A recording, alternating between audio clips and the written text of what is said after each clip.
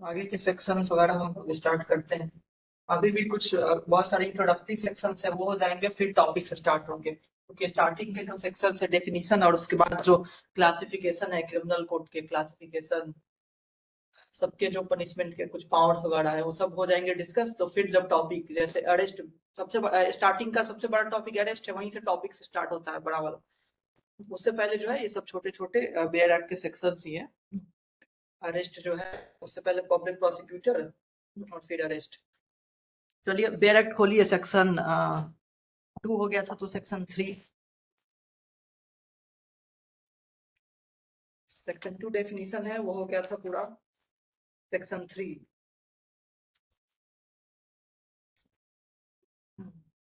Section 3 में कुछ खास नहीं। कंस्ट्रक्शन ऑफ रेफरेंसेस है।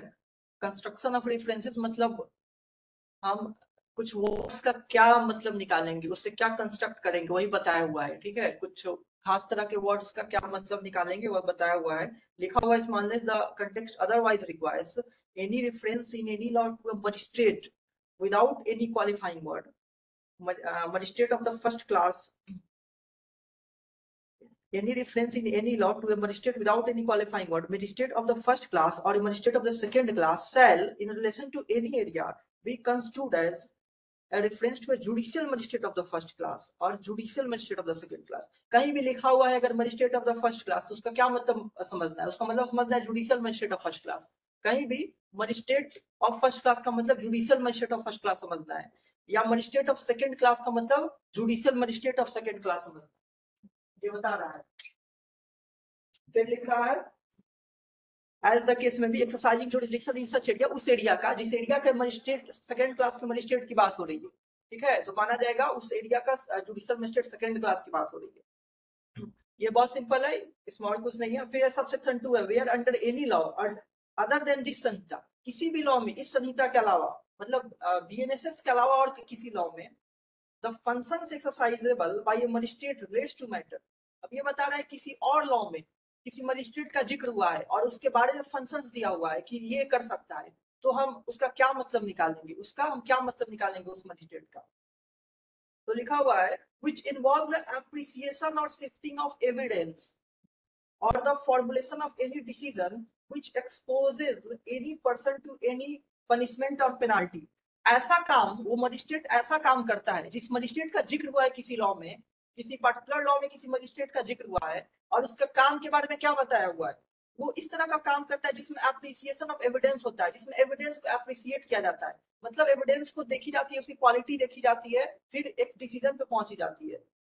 और उसमें वो पनिशमेंट दे सकता है, पेनाल्टी दे सकता है। जो डिसीजन होती है वो सब्जेक्ट टू पेनाल्टी हो सकती है और पनिशमेंट हो सकती है, डिटेंशन हो सकती है, pending investigation, inquiry or trial, or would have the effect of sending him for the trial before any court, they shall, subject to the provision of this anita, be exercisable by judicial magistrate।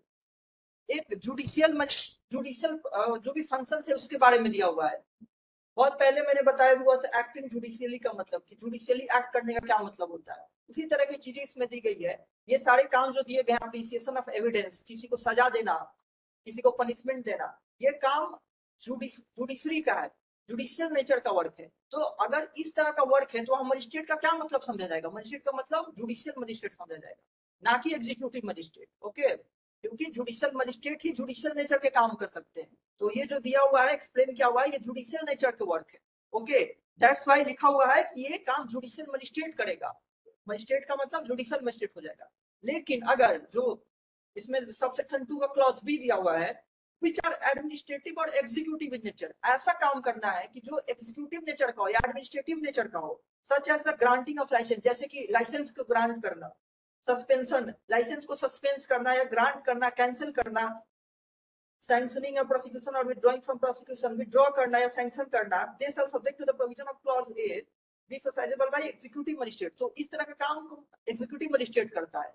Executive nature का work है ये सब, कुछ देना, grant करना, कुछ permission देना, इस तरह का काम जो है एग्जीक्यूटिव मजिस्ट्रेट का होता है। एडमिनिस्ट्रेटिव नेचर का वर्क हो गया। तो ये काम अगर ऐसी चीज लिखी हुई है तो उसका मतलब क्या समझा जाएगा? एग्जीक्यूटिव मजिस्ट्रेट समझा जाएगा। तो ये सेक्शन बस यही बता रही है कि मजिस्ट्रेट का मतलब हम क्या समझेंगे। अगर मजिस्ट्रेट कहीं लिखा हुआ है या मजिस्ट्रेट के काम दी गई है कि ये काम मजिस्ट्रेट करेगा, तो उससे कौन सा मजिस्ट्रेट करेगा? तो एक्सप्लेन क्या हुआ है, अगर जुडिशियल नेचर का है तो जुडिशियल मजिस्ट्रेट करेगा, अगर एग्जीक्यूटिव या एडमिनिस्ट्रेटिव नेचर का है तो एग्जीक्यूटिव मजिस्ट्रेट माना जाएगा उसको। ठीक है, किसी को प्रॉब्लम है इस सेक्शन में? प्रीति,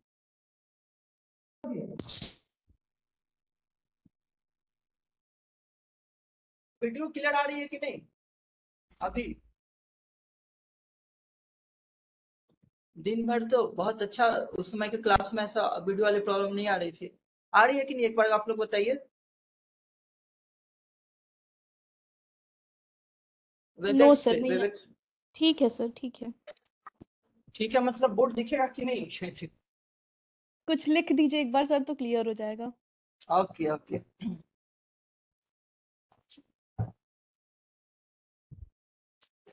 चलिए अब लिखने का वक्त आ ही रहा है थोड़ी देर में, तब तक आप लोग सुनिए। चलिए, ये सेक्शन 3 हो गया, 4 भी देख लिया जाए। 4 भी, सेक्शन 4 लिखा हुआ है कि ट्रायल ऑफ मोक्सदा, तुमको समझ में आया? मोक्सदा सेक्शन 3 डिफरेंसेस।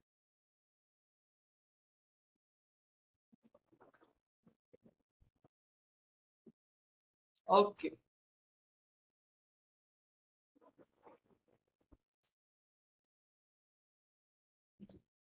सेक्शन 4 देखिए, trial of offences under the BNS 2023 and other laws. Trial की बात कर रहा है कि किस प्रोसीजर के हिसाब से होगी। लिखा हुआ है subsection 1, all offences under BNS, भारतीय न्याय संहिता 2023 shall be investigated, inquired into, tried and otherwise dealt with according to the provisions hereinafter contained। BNS में जो भी ऑफेंसेस है, बीएनएस में जो भी ऑफेंसेस है, उनको इंक्वायरी, उनका इन्वेस्टिगेशन और उनका ट्रायल किसके हिसाब से होगा? इस बीएनएसएस के अकॉर्डिंग होगा। ठीक है, इस बीएनएसएस के अकॉर्डिंग होगा। बीएनएस में जो भी ऑफेंसेस है उनका जो, चाहे वो इन्वेस्टिगेशन की बात की जाए, इंक्वायरी की बात की जाए, चाहे ट्रायल की बात की जाए, वो होगा बीएनएसएस के अकॉर्डिंग होगा। ये बता रही है सब सेक्शन 1, यही बता रहा है कि बीएनएस में जो भी ऑफेंसेस है उनका इंक्वायरी, ट्रायल और इन्वेस्टिगेशन बीएनएसएस के अकॉर्डिंग, भारतीय न्याय शिक्षा संहिता के अकॉर्डिंग होगा, यानी पहले सीआरपीसी के अकॉर्डिंग होता था। सब section 2, all offences under any other law. अब ये तो हो गया बीएनएस का। अब अदर लॉज, अदर लॉज के अंदर अगर कोई ऑफेंसेस है तब किसके हिसाब से ट्रायल होगा? किसके हिसाब से? तो लिखा हुआ है all offences under any other law shall be investigated, inquired into, tried and otherwise dealt with according to the same provision. लिखा हुआ है सेम प्रोविजन, यानी फिर इसी के अकॉर्डिंग होगा। नॉर्मल रूल क्या है? तभी भी बीएनएसएस के अकॉर्डिंग ही होगा। लिखा हुआ है otherwise dealt with according to the same provision, मतलब बीएनएसएस के अकॉर्डिंग ही होगा अदर लॉज का भी। बट इसमें एक बट लगाया हुआ है, क्या कि subject to any enactment for the time being in the force regulating the matter और place investigating inquiring into trying और otherwise dealing with such offences. यानी कि एक तरह से बोल दे रहा है बीएनएसएस के अकॉर्डिंग तो होगा, but it is subject to any special law. Other laws का भी इंक्वायरी, ट्रायल, इन्वेस्टिगेशन बीएनएसएस के अकॉर्डिंग होगा, but subject to any special law. हो सकता है कोई स्पेशल इनैक्टमेंट हो उस लॉ के रिगार्डिंग, उस पर्टिकुलर प्रोविजन, उस पर्टिकुलर जो लॉज है उसके रिगार्डिंग कोई। Is it visible? आयुषी बताओ। हाँ सर, दिख रहा है। बोर्ड भी दिख रहा है ना? हाँ सर, ठीक है। ओके, तो बोल रहा है कि अगर कोई, हो सकती है स्पेशल इनैक्टमेंट है जो कि उसमें बताया गया है ट्रायल कैसे होगा, उसमें बताया गया है कि इसका इन्वेस्टिगेशन कैसे करना है, उसमें बताया गया है कि इसका इंक्वायरी कैसे होगा, तो किसके अकॉर्डिंग होगा? बीएनएसएस के अकॉर्डिंग होगा कि उस स्पेशल लॉ के अकॉर्डिंग होगा? उस स्पेशल लॉ के अकॉर्डिंग होगा। ये अनगिनत बार मैंने बोल दिया है कि स्पेशल लॉ जो होता है वो प्रीवेल करता है जनरल लॉ पे। ओके, तो क्या हमें समझ में आ गया कि बीएनएस का ऑफेंस का ट्रायल, सारे कुछ इन्वेस्टिगेशन इंक्वायरी ट्रायल बीएनएसएस के अकॉर्डिंग होगा। अदर लॉज, कोई भी अदर लॉज के अंदर कोई ऑफेंस है उसका भी बीएनएसएस के अकॉर्डिंग होगा, but this is subject to any special law. अगर इसको गवर्न करने वाला कोई स्पेशल लॉ है, इस अदर लॉज में जो ऑफेंसेस है इसको गवर्न करने वाला कोई स्पेशल लॉ है, तो उस स्पेशल लॉ के अकॉर्डिंग, उस स्पेशल लॉ के अकॉर्डिंग क्या होगी? वो इन्वेस्टिगेशन इंक्वायरी या ट्रायल होगी। जितने भी दी हुई है, जितना नहीं दिए हुए हैं वो किसके अकॉर्डिंग होगा? वो फिर बीएनएसएस के अकॉर्डिंग होगा, जितना दिया हुआ है वो उसके अकॉर्डिंग होगा।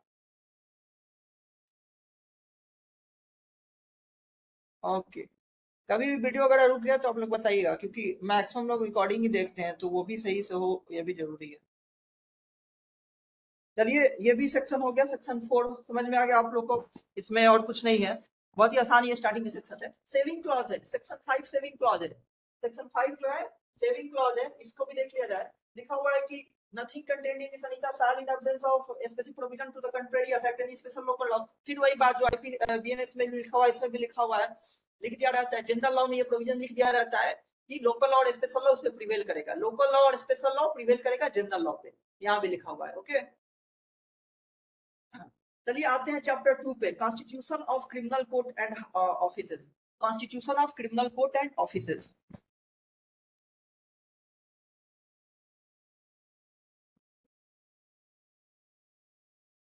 प्रीलिम्स में सबसे क्वेश्चंस पूछ नहीं जाते हैं, इंडेक्स बेस्ड या बेयर एक्ट वर्ड से ही पूछे जाते हैं। मेंस में सबसे क्वेश्चन नहीं आते हैं, क्योंकि ये सब तो छोटे छोटे सेक्शन है, इसमें मेंस में क्या पूछेगा। चलिए, लिखा हुआ है पहला सेक्शन है classes of criminal code, classes of criminal code. Okay, ये सेक्शन पढ़ के हम लोग थोड़ा आइडेंटिटी डिस्कस कर लेंगे कोर्ट्स का। कई लोग उसमें भी कंफ्यूज रहते हैं कि कौन सा कोर्ट किसके, कितने तरह के कोर्ट्स ही होते हैं, कौन किसके ऊपर आता है कौन किसके नीचे आता है इंडिया में। लिखा हुआ है सबसे पहले classes of criminal code, section 6। Section 6 पहले भी सेक्शन 6 ही था, सेक्शन 6 सीआरपीसी में भी यही था, classes of criminal code besides the high court. देखिए सबसे ही पहले लिख दिया है बिसाइड्स द हाई कोर्ट, यानी इससे क्या पता चला हाई कोर्ट क्रिमिनल कोर्ट है कि नहीं है, हाई कोर्ट क्रिमिनल कोर्ट है कि नहीं है।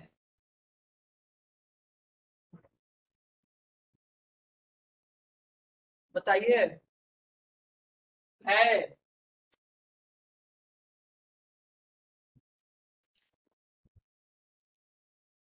मोक्षदा है कि नहीं है।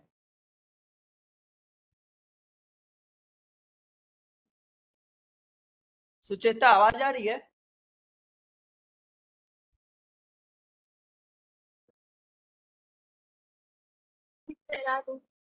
ओके, आयुषी बताओ, हाई कोर्ट जो है वो क्रिमिनल कोर्ट है कि नहीं है।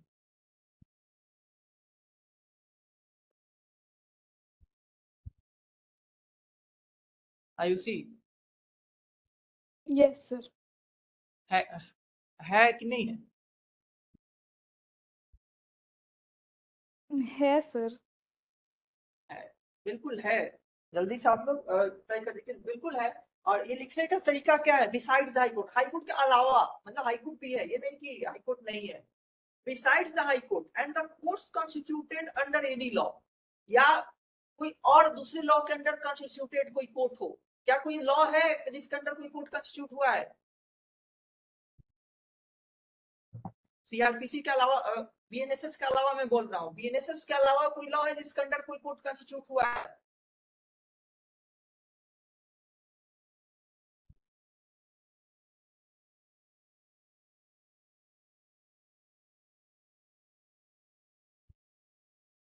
मिहिर, मिहिर।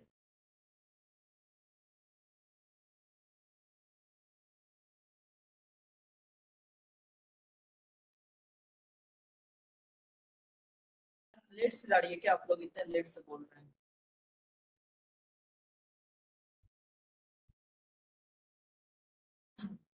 कोई नहीं। कॉन्स्टिट्यूशन में कोर्ट, कॉन्स्टिट्यूशन के अंडर कोई कोर्ट क्रिएट हुई है कि नहीं, कॉन्स्टिट्यूशन के अंडर।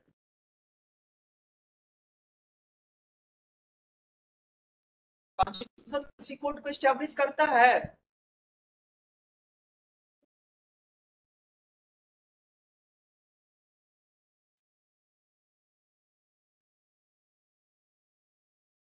यसी अग्रवाल बताइए।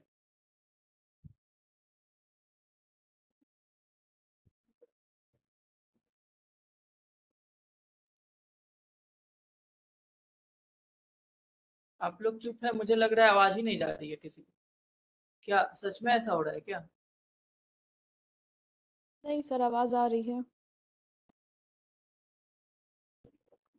हाँ, Sarika?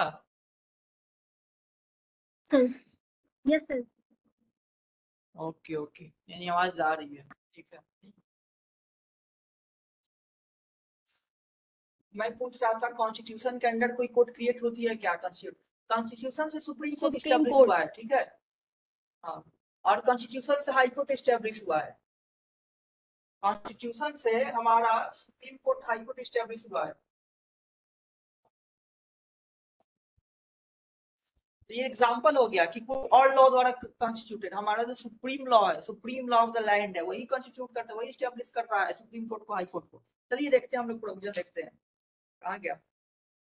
Classes of criminal court besides the high court and the court constituted under any law, high court के अलावा और किसी भी लॉ द्वारा कोई कंस्टिट्यूटेड कोई अगर कोर्ट है, other than this संहिता, इस संहिता के अलावा, मतलब बीएनएसएस के अलावा, there shall be in every state the following classes of criminal court, her state में ये क्रिमिनल कोर्ट होगा, ठीक है। following classes of criminal court, high court के अलावा या किसी लॉ के द्वारा कोई कंस्टिट्यूटेड कोर्ट, उसके अलावा हर स्टेट में ये क्रिमिनल कोर्ट्स होंगे। तो कौन कौन से क्रिमिनल कोर्ट होंगे उसके अलावा?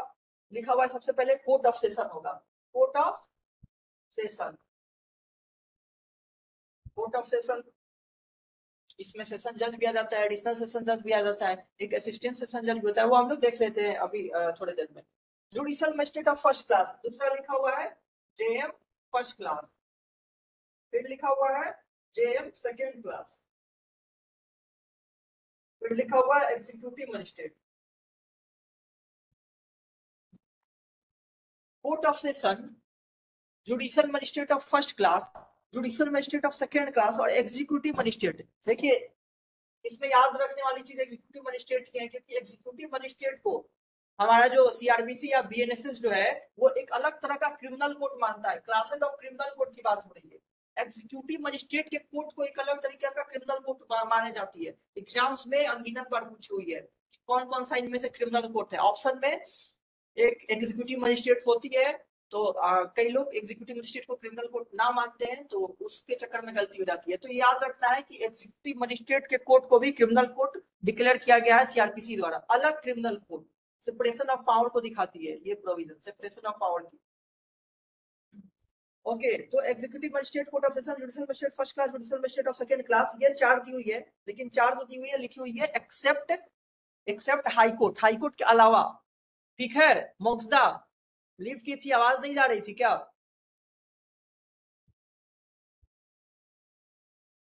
ये आप लोगों को दिख रहा होगा। चलिए हम लोग हायरार्की देख लेते हैं, हायरार्की।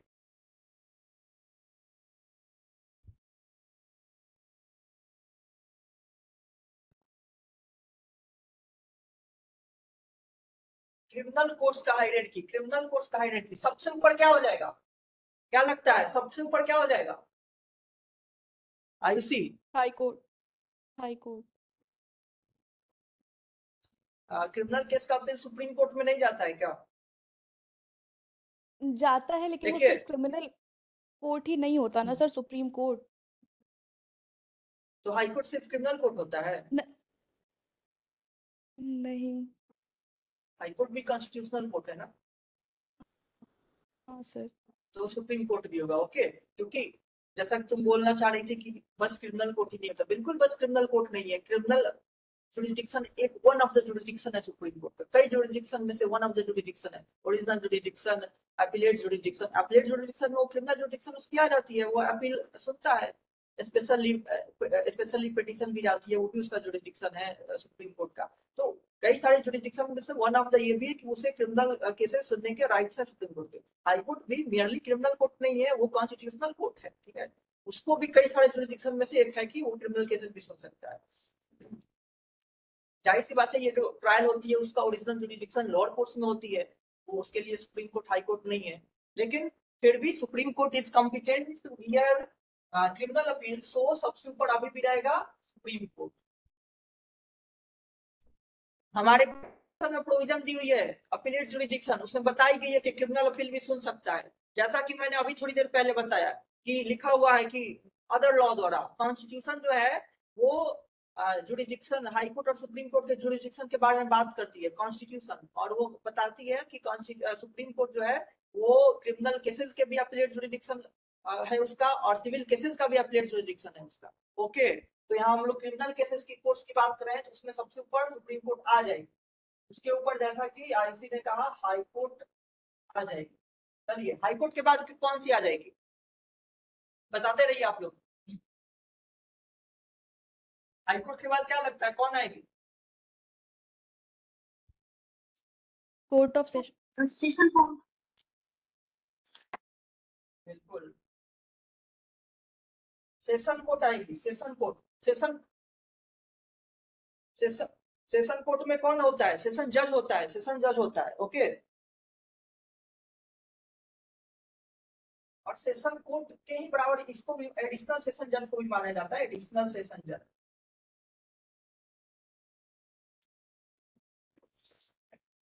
एडिशनल सेशन जज जो होते हैं वो भी सेशन जज ही, सेशन जज उनमें सुप्रीम हो गए, क्योंकि ये कई तरह का एडमिनिस्ट्रेटिव काम भी देखते हैं सेशन जज।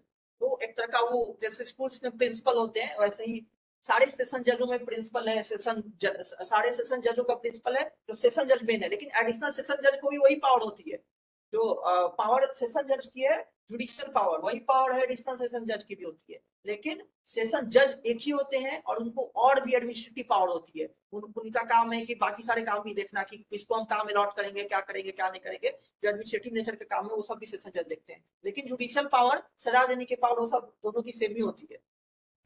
चलिए ये तो सेशन कोर्ट हो गया, उसके बाद कौन आएगा सेशन कोर्ट के? Judicial magistrate first class. और कोई नहीं आएगा क्या? Metropolitan magistrate.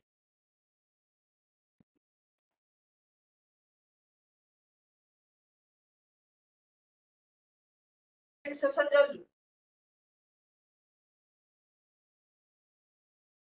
वो सर सेशन आवाज बहुत ग्लिच हो रही है और वीडियो भी बिल्कुल ब्लर हो गया है।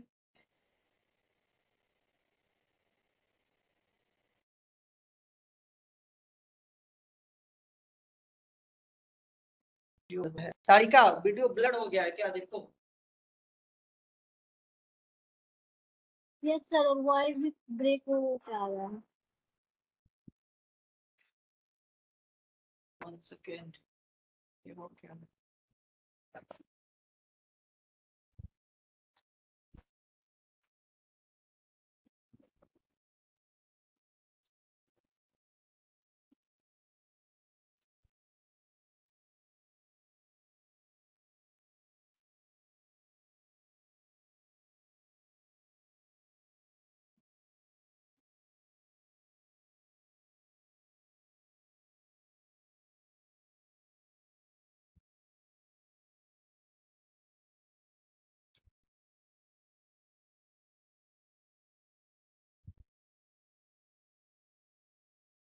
ऐसा ही है अभी भी क्या?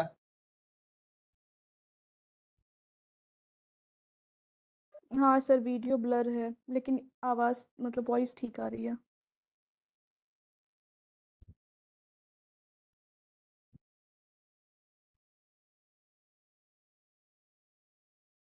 सर ठीक है अब वीडियो भी ठीक है।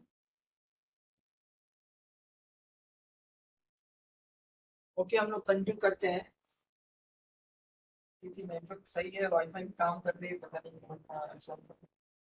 असिस्टेंट सेशन जज,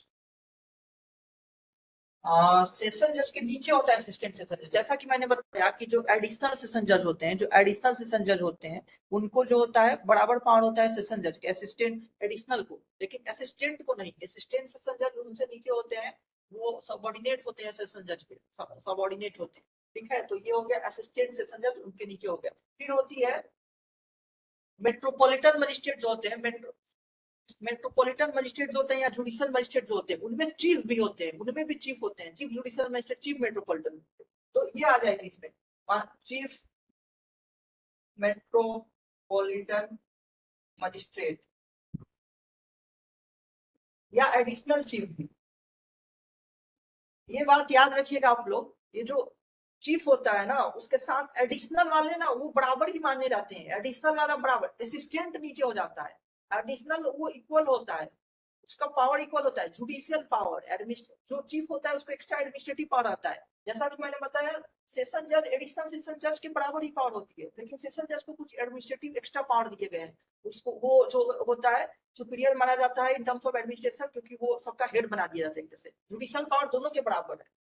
उसी तरह चीफ जुडिशियल मजिस्ट्रेट या चीफ मेट्रोपॉलिटन मजिस्ट्रेट और एडिशनल चीफ जुडिशियल मजिस्ट्रेट या additional chief metropolitan magistrate power बराबर ही होता है चीफ का और एडिशनल चीफ का। लेकिन जो चीफ होता है वो एक ही होता है, उसको एक्स्ट्रा एडमिनिस्ट्रेटिव पावर मिला हुआ रहता है। वो और काम करेगा कि किसको किसको जुडिशियल मजिस्ट्रेट को किसको कहाँ काम देना है वो देखेगा। तो चीफ मेट्रोपॉलिटन मजिस्ट्रेट या एडिशनल चीफ मेट्रोपॉलिटन मजिस्ट्रेट, यहाँ हो गया चीफ जुडिशियल मजिस्ट्रेट या एडिशनल चीफ जुडिशियल मजिस्ट्रेट। ये हो गया इसके नीचे, ये आप लोग नोट कर लीजिए। सेशन जज के नीचे मैंने लिखा है असिस्टेंट सेशन जज। 3 पार्ट में मैंने बांटा है। पहले पार्ट में मैंने लिखा है असिस्टेंट सेशन जज, फिर लिखा है मैंने चीफ मेट्रोपॉलिटन मजिस्ट्रेट या additional chief metropolitan magistrate. Chief metropolitan magistrate या एडिशनल चीफ मेट्रोपॉलिटन मजिस्ट्रेट, और उधर लिखा है मैंने चीफ जुडिशियल मजिस्ट्रेट या एडिशनल चीफ जुडिशियल मजिस्ट्रेट। ये तीनों जो होते हैं सबऑर्डिनेट है, नीचे है। हायरार्की वाले जो चार्ट है, हायरार्की चार्ट में सेशन जज के नीचे आते हैं। ये तीनों सेशन जज के तीनों नीचे आते हैं और तीनों अलग अलग है। ये राइट आपको पता ही होगा, मेट्रोपॉलिटन मजिस्ट्रेट मेट्रोपॉलिटन एरिया के लिए हो गए हैं, जुडिशियल मजिस्ट्रेट नॉर्मल एरिया में सब जगह यही होते हैं। और असिस्टेंट सेशन जज एक अलग हो गए, सेशन जज के नीचे होते हैं ये। ओके, दिख रहा है ये?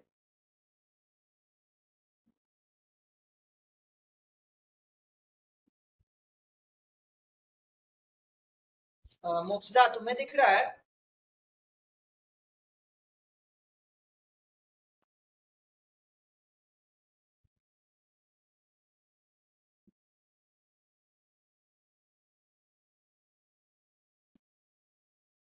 मोक्षदा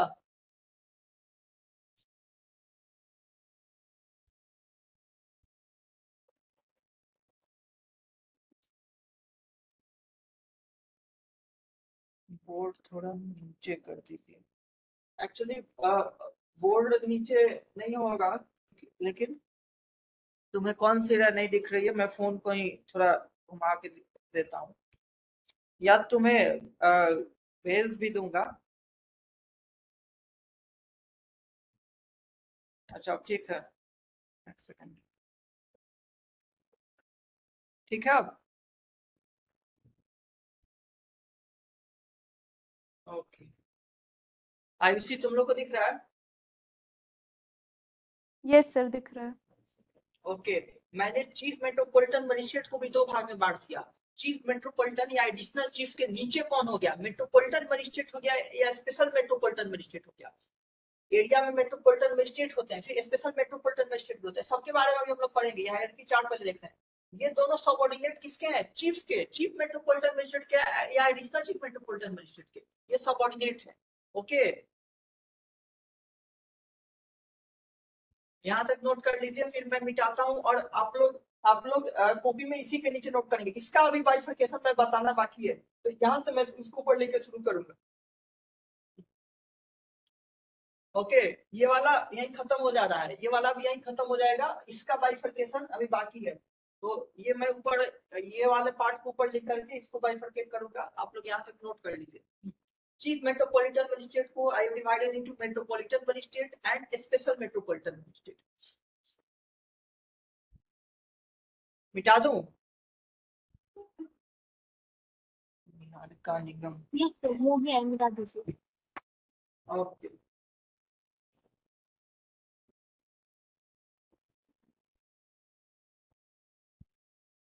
ये हायरार्की चार्ट याद होना जरूरी है, क्योंकि इससे थोड़ी क्लैरिफिकेशन रहती है। देखिए इसी को मैं ऊपर लिख दे रहा हूँ, चीफ जुडिशियल मजिस्ट्रेट या एडिशनल चीफ, एडिशनल सीजे में एडिशनल सीजे,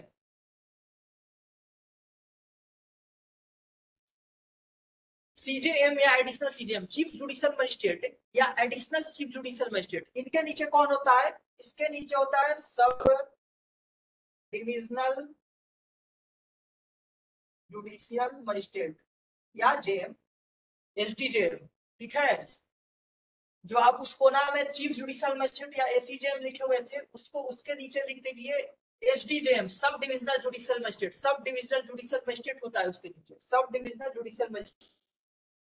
और इसको आप, इसके नीचे 4 तरह के मजिस्ट्रेट आ जाते हैं, 4 तरह के मजिस्ट्रेट जो वेल नोन आप सभी जानते हैं। पहला हो गया judicial magistrate first class, judicial magistrate first class, जो अभी हम थोड़ी देर पहले देखे भी कि one of the classes of criminal code था। फिर हो गया special judicial magistrate first class, फिर हो गया जुडिशियल मजिस्ट्रेट सेकेंड क्लास, फिर हो गया special judicial magistrate second class. मैंने लिखा है जुडिशियल मजिस्ट्रेट फर्स्ट क्लास, या फिर हो गया special judicial magistrate first class, judicial magistrate second class, या special judicial magistrate second class. ये 4 तरह के कोर्ट्स हो गए जो कि नीचे होते हैं, सब डिविजनल जुडिशियल मजिस्ट्रेट के नीचे होते हैं। ये सबसे नीचे है। जो रिक्रूटमेंट होती है वो जुडिशियल मजिस्ट्रेट सेकंड क्लास को होती है, वो हालांकि प्रमोट होकर फर्स्ट क्लास बनते हैं। Judicial magistrate second class promote होकर फर्स्ट क्लास बनते हैं, ये वो इनसे भी नीचे माने जाते हैं। लेकिन ओवरऑल ये सब इनके नीचे होते हैं, इसलिए एक लाइन में लिख दिया गया कि मजिस्ट्रेट के कोर्ट हैं सारे।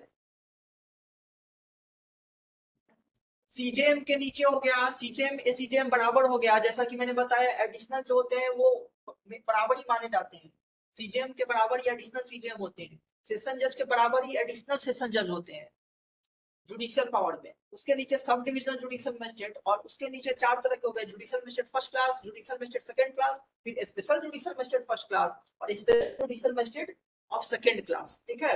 यहाँ और भी लिख सकते हैं, special judicial magistrate of first class कहा जाता है, special judicial magistrate of second class कहा जाता है। ये हो गया, आपने नोट कर लिया? Yes sir. निहारिका तुमने नोट कर लिया? Yes sir. हाँ, इसके ऊपर की जो क्लासिफिकेशन है जो तुम्हारा छूटा हुआ है वो तुम देख लेना, सुप्रीम कोर्ट से स्टार्ट किया था मैंने। यस सर, वो रिकॉर्डेड में देख लूंगी। ओके, तो ये हायरार्की हो गई। अब हायरार्की आप ध्यान में रखेंगे, इससे अभी के जो आगे के सेक्शंस है ना वो सब बताएंगे कि किस कोर्ट का क्या जुरिडिक्शन है, कौन किसके ऊपर है, कौन किसके नीचे है, कौन किसको डायरेक्ट करेगा, किसके जनरल कंट्रोल में बाकी लोग काम करते हैं। और इसी तरह के प्रोविजंस हैं जुडिशियल मजिस्ट्रेट से रिगार्डिंग, मैनेजमेंट से रिगार्डिंग सब। ओके,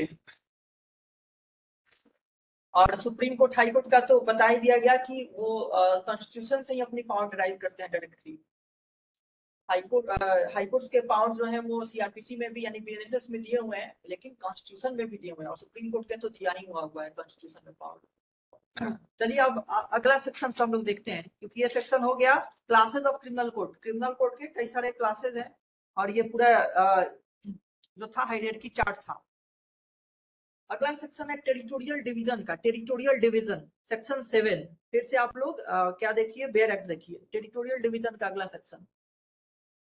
इसमें कह रहा है कि every state shall B A session division, every state shall B A session division. जो स्टेट होता है वो क्या होता है, उसको सेशन डिवीजन में आप बांट सकते हैं। ये भी आप नोट कर सकते हैं, क्योंकि ये भी डिवीजन हो गया कि स्टेट के नीचे कौन होते हैं। स्टेट के नीचे क्या होता है, सेशंस डिवीजन होता है, सेशंस डिवीजन होता है, और उसके नीचे क्या होता है, डिस्ट्रिक्ट। वो खुद डिस्ट्रिक्ट हो सकता है या उसमें डिस्ट्रिक्ट शामिल हो गए। देन सब डिवीजन, इसको भी लिख ही लीजिए, क्योंकि ये भी कई लोग कंफ्यूज होते हैं। स्टेट्स जो होता है उसको सेशन डिवीजन में बांटे जाते हैं, और सेशन डिवीजन जो होते हैं उसी में डिस्ट्रिक्ट को ही सेशन डिवीजन बना दिया जाता है, या वो कंसिस्ट करते हैं डिस्ट्रिक्ट, और डिस्ट्रिक्ट को सब डिवीजन में बांटे जाते हैं। अभी भी काम चल रहा है डिस्ट्रिक्ट को सब डिवीजन में बांटने का। जैसे जैसे इंफ्रास्ट्रक्चर डेवलप होता है, कई सारे सब डिवीजन बना दिए जाते हैं, ताकि कोर्ट जो है उस पर ओवरबर्डन ना हो। खास तरह कुछ एरिया में उसके लिए कोर्ट बना दिए जाते हैं। जो डिस्ट्रिक्ट का कोर्ट होता है उसी में होता है सब डिविजनल कोर्ट जो होते हैं, तो सब डिविजन होता है। हो गया, नोट कर लिया आपने। तो अब देखिए, ये नोट कर लिया तो अब ये सेक्शन पढ़िए। स्टेट, फिर सेशन डिवीजन, फिर डिस्ट्रिक्ट, फिर सब डिवीजन। लिखा हुआ है सेक्शन में, okay, every state shall be a session division. हर जो स्टेट होगा वो सेशन डिवीजन होगा, और shall consist of session division. तो कंसिस्ट ऑफ ही करता है, पूरे स्टेट डिवीजन तो नहीं मान लिया जाता है पूरे स्टेट्स को। एक स्टेट में कई सारे सेशन डिवीजन बनाए जाते हैं, एक स्टेट में कई सारे सेशन डिवीजन बनाए जाते हैं। तो every state shall be a session division और shall consist of session division. उसी तरह every session division shall for the purpose of this Sanhita be a district और कंसिस्ट ऑफ डिस्ट्रिक्ट। ये सेशन डिवीजन जो होगा ये खुद डिस्ट्रिक्ट होगा या कंसिस्ट करेगा बहुत सारे डिस्ट्रिक्ट। तो इसमें कई सारे डिस्ट्रिक्ट आ सकते हैं, क्या सेशन डिवीजन कोई का डिस्ट्रिक्ट बना दिया जाएगा। तो सेशन डिवीजन डिस्ट्रिक्ट होगा या कंसिस्ट करेगा कई सारे डिस्ट्रिक्ट, कई सारे डिस्ट्रिक्ट। फिर है सबसेक्शन 2 है, the state government may after consultation with the high court alter the limits और the numbers of such divisions and districts. ये आप लोग याद रखिएगा कि आप लोग भी बहुत सारे सेक्शंस आएंगे ना, वो पावर दिए गए हैं स्टेट गवर्नमेंट को। स्टेट गवर्नमेंट ही सब कुछ बनाता है, करता है, क्रिया स्टेट गवर्नमेंट ही, क्योंकि इंफ्रास्ट्रक्चर डेवलपमेंट और इस्टेब्लिशमेंट ऑफ कोर्ट कौन करेगा, गवर्नमेंट ही करेगा ना। लेकिन हर चीज में उसको कंसल्ट करना है हाई कोर्ट से, क्योंकि ये जुडिशरी का डोमेन हो गया, तो उसको हाई कोर्ट से कंसल्ट करके सब कुछ इस्टेब्लिश करना होता है। और जो पोस्टिंग होती है, जो अपॉइंट की जाती है जुडिशियल ऑफिसर्स को, वो हाई कोर्ट ही करती है, उसमें स्टेट गवर्नमेंट नहीं करेगी, हाई कोर्ट ही करती है। लेकिन जो इस्टेब्लिशमेंट ऑफ कोर्ट्स हो गए वो तो स्टेट गवर्नमेंट ही करती है, लेकिन कंसल्ट करके हाई कोर्ट से। सब कुछ पे कंसल्टेशन जरूरी है हाई कोर्ट से। तो सब सेक्शन 2 यही हो गया है। सब सेक्शन 3 है कि the state government may after consultation with high court divide any district into sub division. जैसा कि मैंने बता दिया, सब डिस्ट्रिक्ट को सब डिवीजन में भी बांट दिए जा सकते हैं, डिस्ट्रिक्ट को सब डिवीजन में बांटे जाते हैं, और बांटे ही जाते हैं, धीरे धीरे और बांटे जा रहे हैं। कई सारे डिस्ट्रिक्ट में आपने सुना होगा कि सब डिवीजन बना दिए गए हैं, कोर्ट को कई सारे डिस्ट्रिक्ट के अंदर और अलग अलग जगह पे कोर्ट बना दिया गया है। जो एरियाज हैं पॉपुलर बड़े बड़े, वहां पर सब डिवीजन बना दिए जाते हैं। वहां पे भी कुछ एडीजे बैठा दिए जाते हैं, कुछ मजिस्ट्रेट्स बैठा दिए जाते हैं। डिस्ट्रिक्ट इनटू सब divisions and may alter the limits और द नंबर्स ऑफ सच सब डिवीजंस। सब डिवीजंस के रिगार्डिंग बनाना, उसका एरिया को अल्टर करना, ये स्टेट गवर्नमेंट कर सकता है हाई कोर्ट से कंसल्ट करके। द सबसेक्शन 4 है the sessions divisions districts and sub divisions district in state at the commencement of the Sanhita shall be deemed to be. ये सब तो रहता ही है हर जगह की, हाँ जो पहले से चल रहा है वो मान लिया जाएगा इसके अंडर हुआ है, ठीक है। जो पहले से है सेशंस डिवीजन से, डिस्ट्रिक्ट से और सब डिवीजन, वो माना जाएगा इसी के अंडर में, बीएनएसएस के अंडर में कंस्टिट्यूट हुआ है, और इसी के अंडर में वो डीम्ड मान लिया जाएगा। ओके, अब सेक्शन 8 देखिए, section 8 court of session. Territorial division समझ में आ गया, स्टेट के नीचे सेशन डिवीजन, उसके नीचे डिस्ट्रिक्ट, उसके नीचे सब डिवीजन। दिख रहा है उसी बोर्ड? Yes sir. आइए अगला सेक्शन देखिए। अगला सेक्शन लिखा हुआ है टेरिटोरियल डिवीजन। टेरिटोरियल डिवीजन के बारे में, सॉरी, कोर्ट ऑफ सेशन के बारे में। कोर्ट ऑफ सेशन जो है, अब स्टेट गवर्नमेंट, सबसेक्शन 1 देखिए, बहुत ही आसान है, आप बस अंडरलाइन करते चलेंगे, अंडरलाइन करते चल रहा है।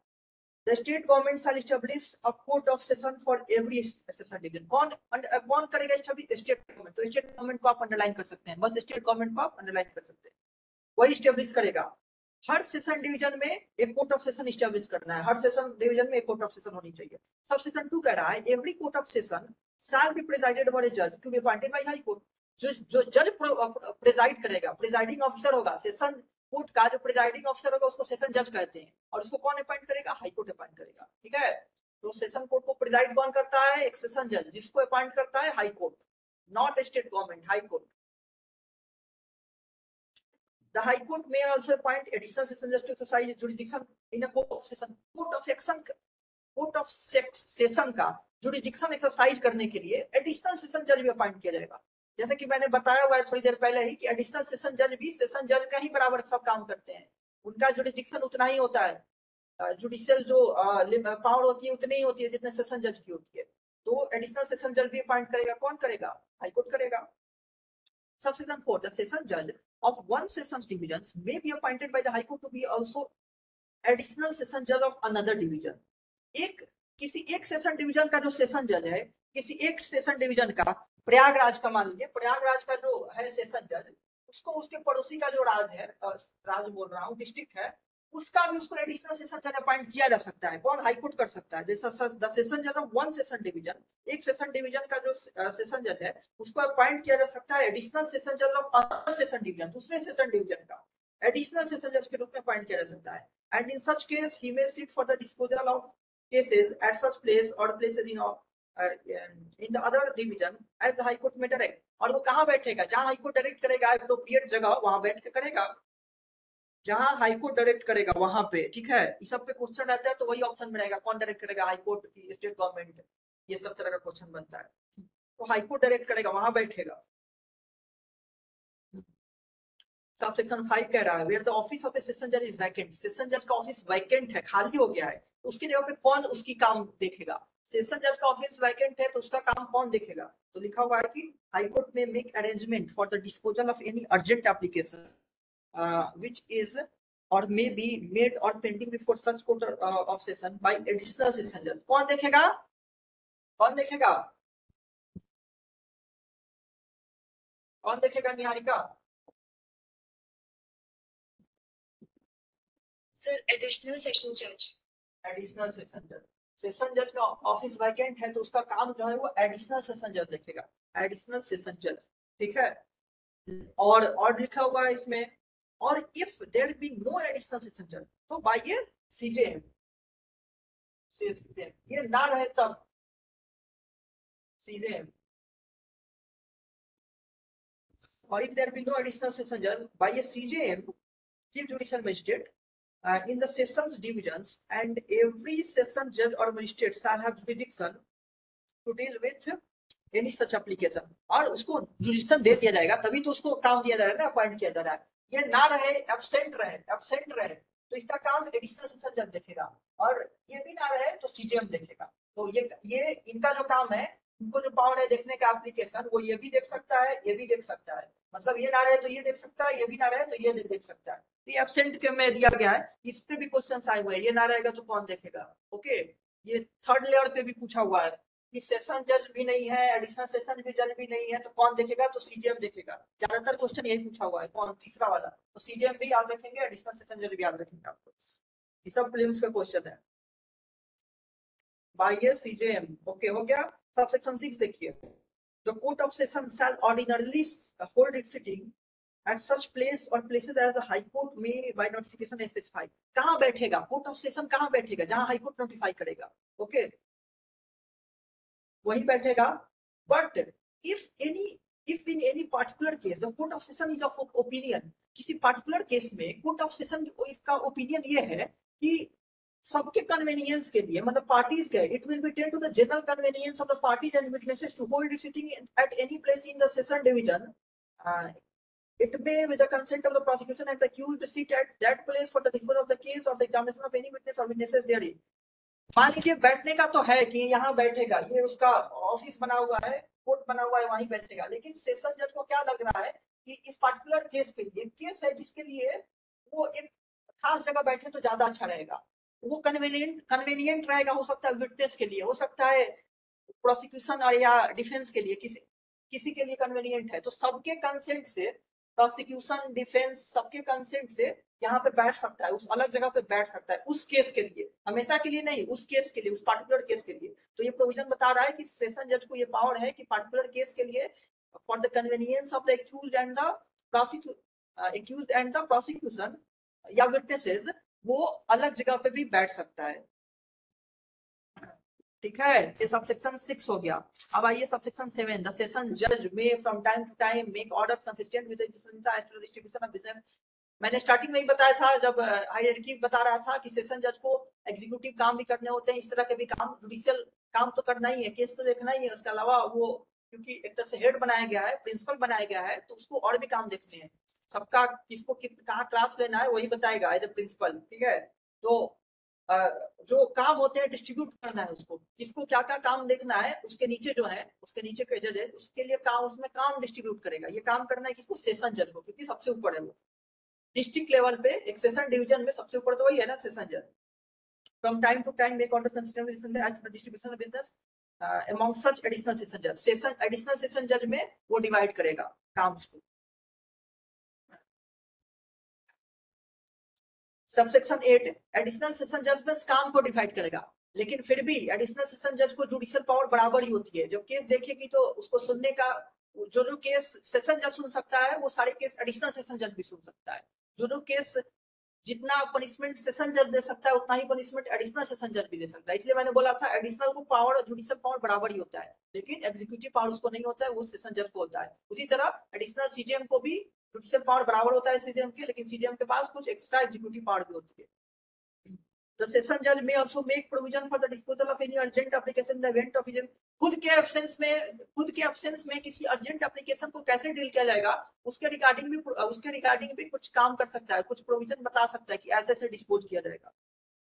By an additional session judge and if there be no additional CJM, वही चीज अभी ऊपर हमने देख भी लिया कि वो ना रहेगा तो कौन देखता है, एडिशनल ना रहेगा तो CJM. तो सेशन जज रूल्स बना सकता है, ये बना सकता है कि मैं नहीं रहूंगा तो ये वाला एडिशनल सेशन जज मेरा काम देखेगा, या वो नहीं रहेगा वो भी नहीं रहेगा तो ये वाला ये जो सीजीएम है वो मेरा काम देखेगा, इस तरह का काम देखेगा, ये काम नहीं देखेगा, ये अर्जेंट है बस यही देखेगा. तो ये तरह का जो रूल्स है वो बना सकता है सेशन जज कि मेरे एब्सेंट में इस अर्जेंट एप्लीकेशन या इस तरह के अर्जेंट एप्लीकेशंस को कैसे देखेगा, कौन देखेगा. ठीक है, कौन देखेगा ऑलरेडी आपको पता है. पहले एडिशनल सेशन जज वो ना रहे तब सीजीएम. ठीक है, एक्सप्लेनेशन है वो सिंपली यही बता रहा है कि जो अगर स्टेट गवर्नमेंट के रिगार्डिंग है कि स्टेट गवर्नमेंट किसी लॉ में अगर स्टेट गवर्नमेंट को कोई पावर है अपॉइंट करने का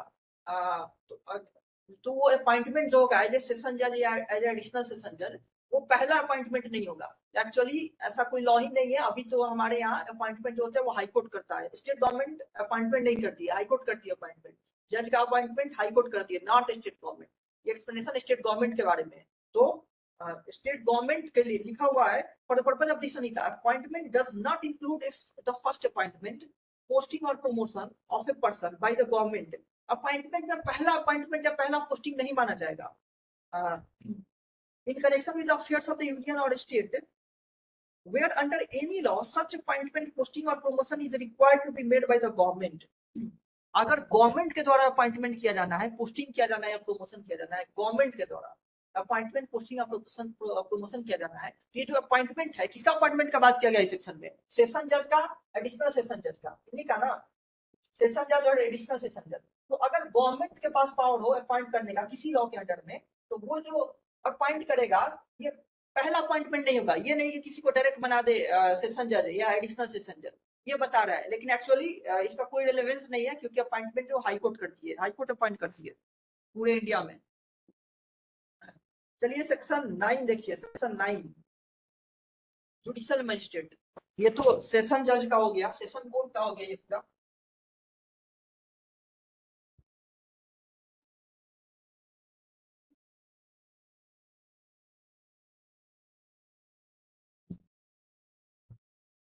इसमें बस याद होने चाहिए सेक्शंस का नंबर याद होने चाहिए, मतलब इंडेक्स मार्जिनल नोट याद होना चाहिए, और याद होना चाहिए बेयर एक्ट का वो सेक्शन का कंटेंट जिसमें क्वेश्चन पूछे जाते हैं. जो मैं जैसे बताते जा रहा हूँ वो क्वेश्चंस कई बार पूछे हुए हैं, जैसे कि किसके ऊपर कौन रहेगा, कौन किसको काम देगा, एब्सेंट में कौन काम करेगा, इस तरह के क्वेश्चंस पूछ लिए जाते हैं प्रीलिम्स में. बस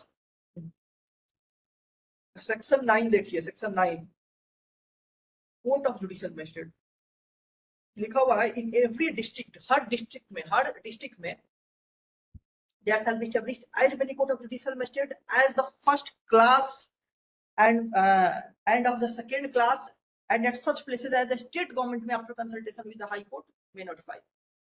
बताया हुआ है मैंने पहले ही. एस्टेब्लिश करना है तो कौन करेगा, स्टेट गवर्नमेंट. एस्टेब्लिश करने की बात आ रही है तो किसको बताया गया करने को, स्टेट गवर्नमेंट, लेकिन हाई कोर्ट के कंसल्टेशन से. ठीक है, यहाँ भी वही है. कितने judicial magistrate, first class, judicial magistrate of second class, कहाँ करना है, ये सब स्टेट गवर्नमेंट करेगा, एस्टेब्लिश करेगा कोर्ट को. किसके कंसल्ट से, हाई कोर्ट के कंसल्टेशन से.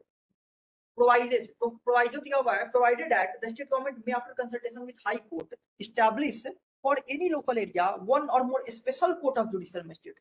देखिए स्पेशल कोर्ट एस्टैब्लिश करने का भी पावर दिया हुआ है स्टेट गवर्नमेंट को. स्पेशल कोर्ट, अभी ऊपर था जुडिशियल मजिस्ट्रेट फर्स्ट क्लास और सेकंड क्लास का कोर्ट, अब लिखा हुआ है कि किसी लोकल एरिया के लिए स्पेशल कोर्ट भी स्टैब्लिश कर सकता है स्टेट गवर्नमेंट हाई कोर्ट के कंसल्टेशन से स्पेशल कोर्ट भी स्टैब्लिश कर सकता है।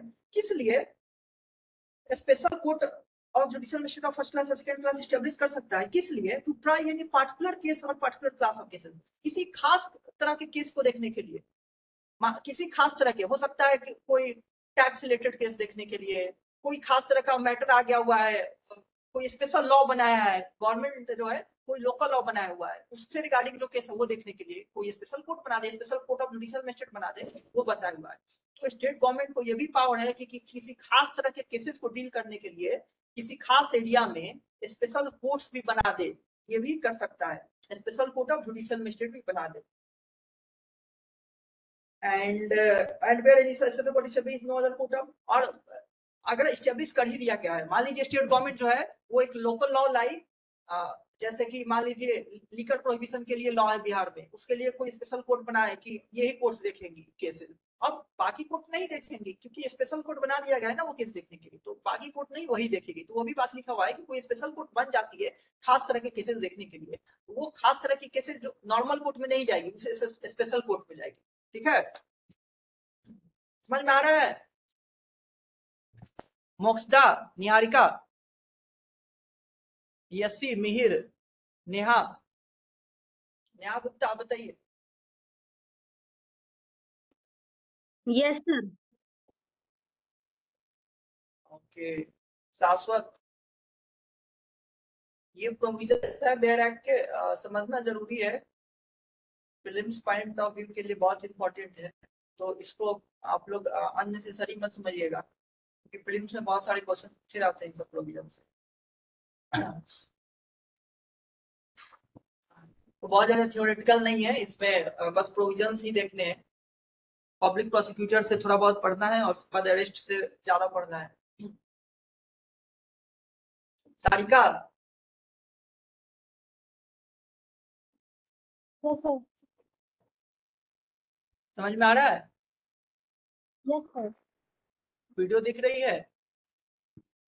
हाँ सर, क्लियर है। ओके ओके, ठीक है, तो अब अगला सेक्शन पे हम लोग आते हैं। एक सेकेंड, ये चार्ज में लगाना।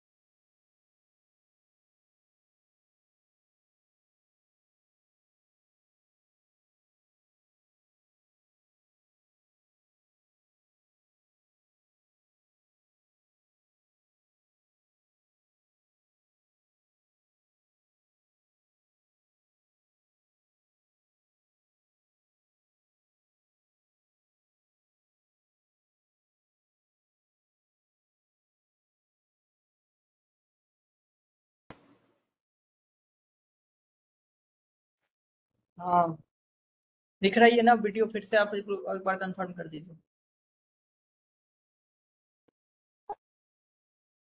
ओके ओके, चलिए आगे के सेक्शन हम लोग देखते हैं जल्दी जल्दी। It's 9:24 court of judicial magistrate.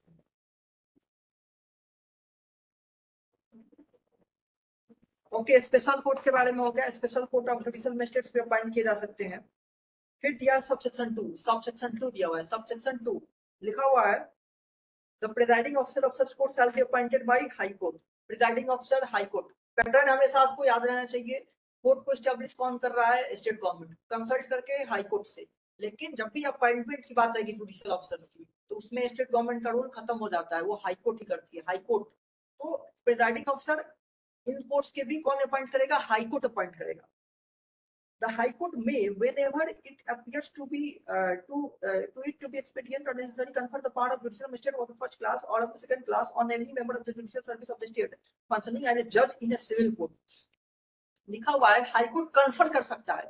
High court क्या कन्फर कर सकता है? जुडिशियल मजिस्ट्रेट का पावर को, जुडिशियल मजिस्ट्रेट के फर्स्ट क्लास या सेकंड क्लास के पावर को किसको कन्फर कर सकता है, मतलब किसको दे सकता है?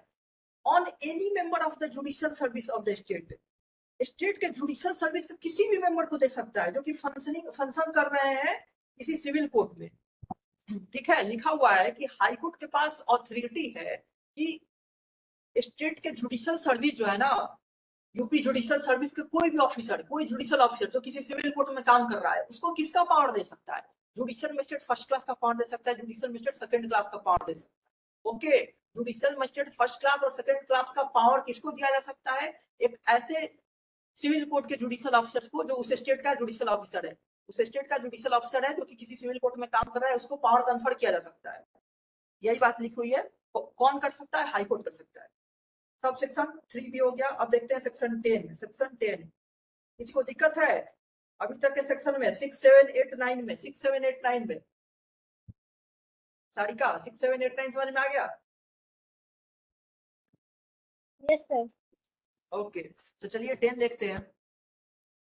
Chief judicial magistrate and additional chief, CJM ACJM की बात कर रहा है। सीजेएम एसीजेएम फिर से वही आ गया। In every district, High Court shall appoint a judicial magistrate of the first class to be the CJM. देखिए याद रखिएगा, JM फर्स्ट क्लास जो है,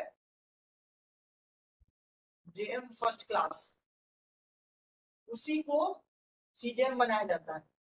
Any of the JM of the first class, judicial magistrate में से ही किसी एक को, जुडिशियल मजिस्ट्रेट में से ही किसी एक को सीजेएम बना दिया जाता है। एनी वन, उसी एक को ही। सीजेएम एक से ज्यादा नहीं होगा, सीजेएम एक से ज्यादा नहीं होगा।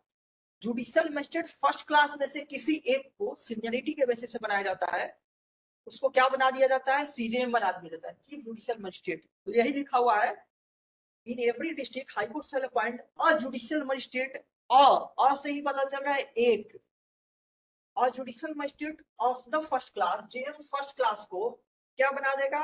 सीजेएम बना देगा। कौन बनाएगा? हाई कोर्ट बनाएगा। हाई कोर्ट बनाएगा किसी जेएम एफसी को सीजेएम बना देगा। फिर दिया सब सेक्शन 2, द हाई कोर्ट में अपॉइंट एनी जुडिशियल मजिस्ट्रेट। बार बार 2-3 बार रिपीट कर दे रहा हूं ताकि आप लोग को याद हो जाए, क्योंकि इसमें 2-4 बार पढ़ लेने के बाद डायरेक्ट याद हो जाता है और बस उसके बाद इसको रटने उठने की जरूरत नहीं होती है, बस आपको इंडेक्स याद करना होता है। और कंटेंट तो आप 2-3 बार पढ़ लेंगे, याद हो जाएगा, और एग्जाम में वही पूछे जाते हैं बार बार। The High Court may appoint any judicial magistrate of the first class to be the additional chief judicial magistrate, मतलब ACJM।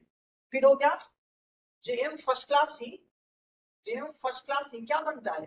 ACJM भी बनता है। ACJM जेएम फर्स्ट क्लास में से ही सीजेएम बनाया जाता है, जेएम फर्स्ट क्लास में से ही एसीजेएम भी बना दिया जाता है, additional chief judicial magistrate, additional chief judicial magistrate भी बना दिया जाता है।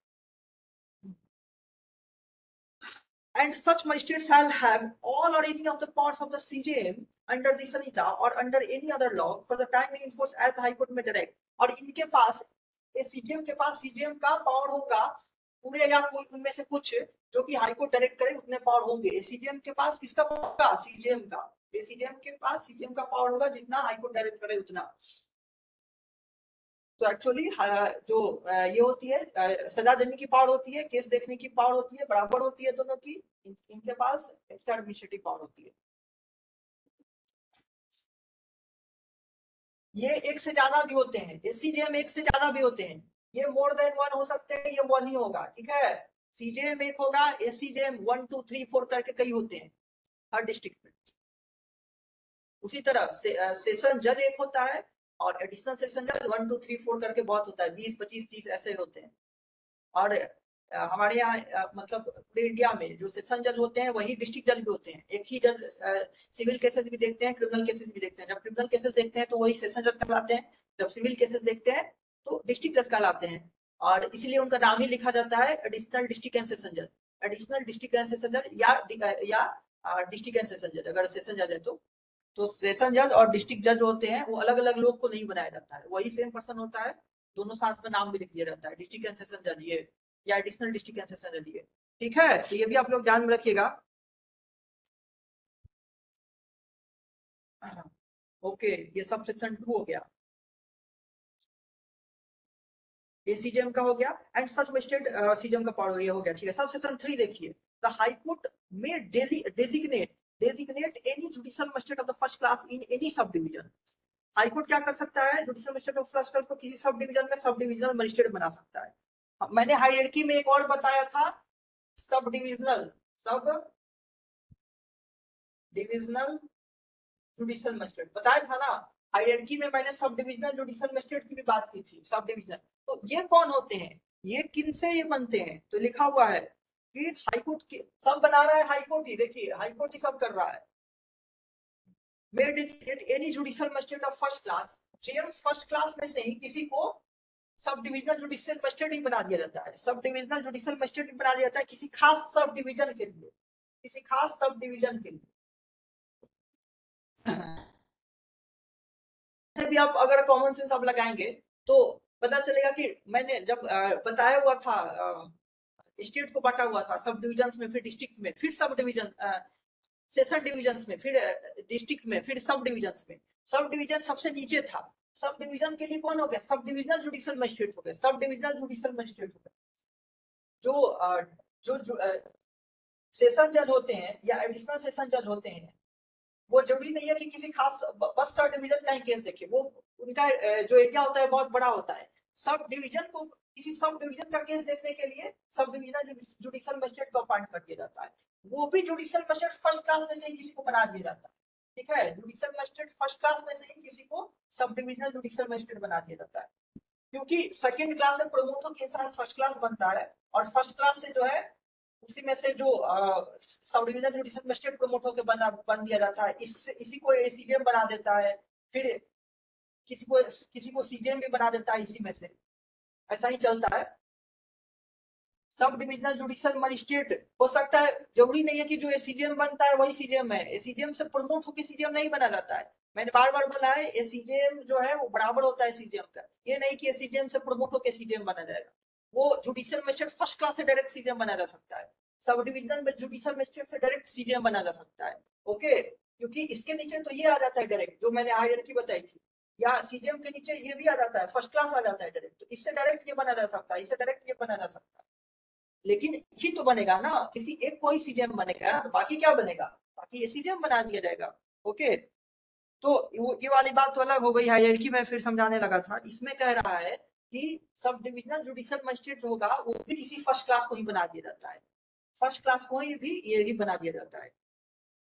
ठीक है, किसी को कंफ्यूजन हो रही है क्या, कोई बात आप लोग बोलिए, कोई बात किसी को कंफ्यूजन हो रही है क्या, मैं कुछ कुछ बोल दे रहा हूं तो। निहारिका, कोई कंफ्यूजन? सर इसमें तो नहीं है, बट एक चीज आपने बताई थी कि जो सेशंस जज होते हैं वो जब मतलब जब क्रिमिनल केसेस सुनते हैं तो उनको सेशन जज बोलते हैं, एंड जब सिविल केसेस सुनते हैं तो उनको डिस्ट्रिक्ट जज बोलते हैं। हाँ, तो सर उनकी कौन सेम रहती है, मतलब सेम कोर्ट में, मतलब डिफरेंट केसेस आते हैं या कोर्ट्स भी डिफरेंट रहती है? नहीं सेम ही रहती है, उनका एक कोर्ट रहता है, उसी में सुनते हैं वो लोग, मतलब वही। फिर नीचे सुनिए, तो रिक्रूटमेंट होती है जूनियर डिवीजन में, क्या नाम से होती है, जुडिशियल मजिस्ट्रेट सेकंड क्लास या सिविल जज जूनियर डिवीजन। वही पर्सन आप लोग जज बनेंगे तो आप भी बनेंगे जुडिशियल मजिस्ट्रेट सेकंड क्लास, पहली बार में ही स्टार्टिंग में ही जुडिशियल मजिस्ट्रेट सेकंड क्लास और सिविल जज जूनियर डिवीजन। जब सिविल केसेस आप देख रहे होंगे तो आपका नाम है सिविल जज जूनियर डिवीजन। आप किस कैपेसिटी में सिविल केस देखेंगे, बिकॉज यू आर सिविल जज जूनियर डिवीजन।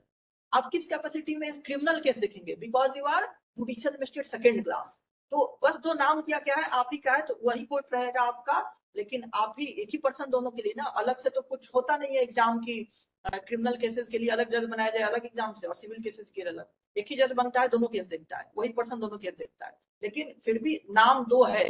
सिविल केसेस देखने के लिए सिविल जज जूनियर डिवीजन नाम है, प्रमोट होकर सिविल जज सीनियर डिवीजन बनता है, और सिविल की तरफ से अगर देखें तो सिविल की तरफ से देखें सबसे नीचे हो गया सिविल जज जूनियर डिवीजन, उससे ऊपर हो गया सिविल जज सीनियर डिवीजन। उसी तरह क्रिमिनल की तरफ से देखें तो जुडिशियल मजिस्ट्रेट सेकंड क्लास सबसे नीचे हो गया, वो प्रमोट होकर बनता है जुडिशियल मजिस्ट्रेट फर्स्ट क्लास। लेकिन पर्सन एक ही रहता है, कोर्ट भी एक ही रहता है, पर्सन भी एक ही रहता है। उसी में जो केस देख रहा है तो जो पिटीशन फाइल किया जाता है ना उस पर लिखा जाता है कि सिविल जज जूनियर डिवीजन, उसका नाम जो भी है जज का नाम। लेकिन क्रिमिनल केस रहेगा तो लिखा रहेगा judicial in the court of judicial magistrate second class. ये भी लिखा जा गया, या कहीं कहीं पे ये भी होता है नियम कि जज का नाम भी लिखा जाए इन द कोर्ट ऑफ, मान लीजिए Ajit Kumar judicial magistrate second class, in the court of Niharika Nigam judicial magistrate second class, इस तरह से लिखा जाता है। या in the court of Niharika Nigam civil जज जूनियर डिवीजन, इस तरह से। उसी तरह से आगे जाइए जो सेशन जज वाले लेवल पे तो हो जाएगा इन द कोर्ट ऑफ लिख दिया जाता है, उसमें अलग अलग भी लिखने की जरूरत नहीं होता है, सारे केस में एक ही पैटर्न है। In the court of district and session जज निहारिका निगम, तो डिस्ट्रिक्ट एंड सेशन जज दोनों आप ही हैं। तो लेकिन एक्चुअली होता क्या है, डिस्ट्रिक्ट जज उसको कहा जाता है जो सिविल केसेस देखता है, और सेशन जज उसको कहा जाता है जो क्रिमिनल केसेस देखता है। लेकिन एक ही कोर्ट होती है, आप ही के पास दोनों पावर है, आप दोनों ही कैपेसिटी में दोनों ही केसेस देखते हैं। समझ में आ रहा है निहारिका? यस सर, आ गया, थैंक यू।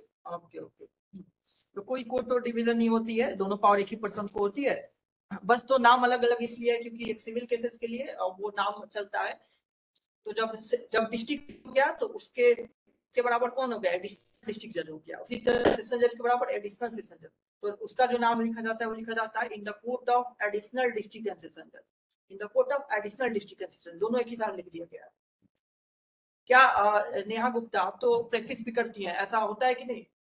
हाँ सर, ऐसा होता है। जैसे कि ये क्वेश्चन पूछ रही थी कि एक ही जज दोनों केसेस देखते हैं, तो वो दोनों केसेस देखते हैं, वो लिस्ट आती है, लिस्ट में टाइमिंग के अनुसार वो देखते हैं। जैसे 2 बजे बेल देखेंगे, 3 बजे उनको सिविल केसेस देखने, ऐसे होता है।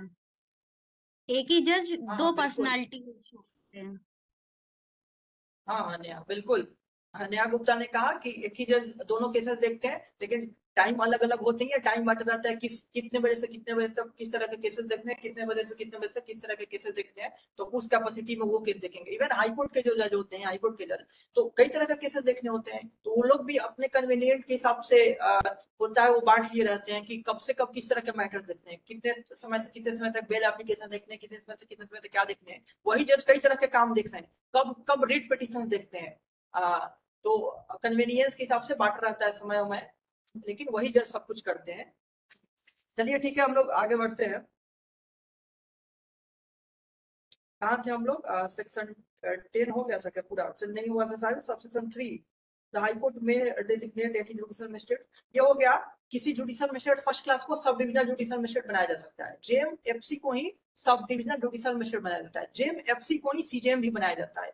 जेएम एफसी को ही एसीजेएम भी बनाया जाता है। ओके, लेकिन सभी सीजेएम तो बन नहीं सकते हैं, एक ही सीजेएम बनना है एक डिस्ट्रिक्ट में, तो बाकी लोग एसीजेएम बनते हैं, बाकी लोग एसडीजेएम बनते हैं। ठीक है, तो इसलिए अब कई लोगों को लगता है कि एसीजेएम के ऊपर सीजेएम हो गया, देन हो गया एडिशनल डिस्ट्रिक्ट जज, तो ऐसा नहीं है। एसीजेएम से प्रमोट होकर डायरेक्ट आप एडिशनल डिस्ट्रिक्ट जज बन सकते हैं। ठीक है, एसीजेएम से सीजेएम बनना जरूरी नहीं है, सीजेएम तो एक ही पर्सन बनना है ना, तो कितने लोग बनेंगे, एक ही बना हुआ है।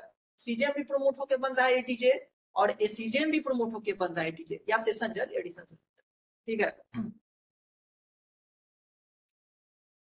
Subsection 4, subject to the general control of the CJM, every subdivisional judicial magistrate shall also have and exercise such power of supervision and control over the work of judicial magistrate other than ACJM in the subdivision as the High Court may by general or special order. देखिए, अब magistrate की अगर बात की जाए, magistrates की बात की जाए, तो उसमें सबसे सुपीरियर कौन हो गया? सीजेएम हो गया। मजिस्ट्रेट्स के ग्रुप में सबसे सुपीरियर हो गया सीजेएम हो गया, उसके जनरल कंट्रोल में सब काम करेंगे। ये क्वेश्चन भी पूछा हुआ है कई बार है कि किसके जनरल कंट्रोल में, इतना ना शब्द इस पे लिखा हुआ है, सीजेएम।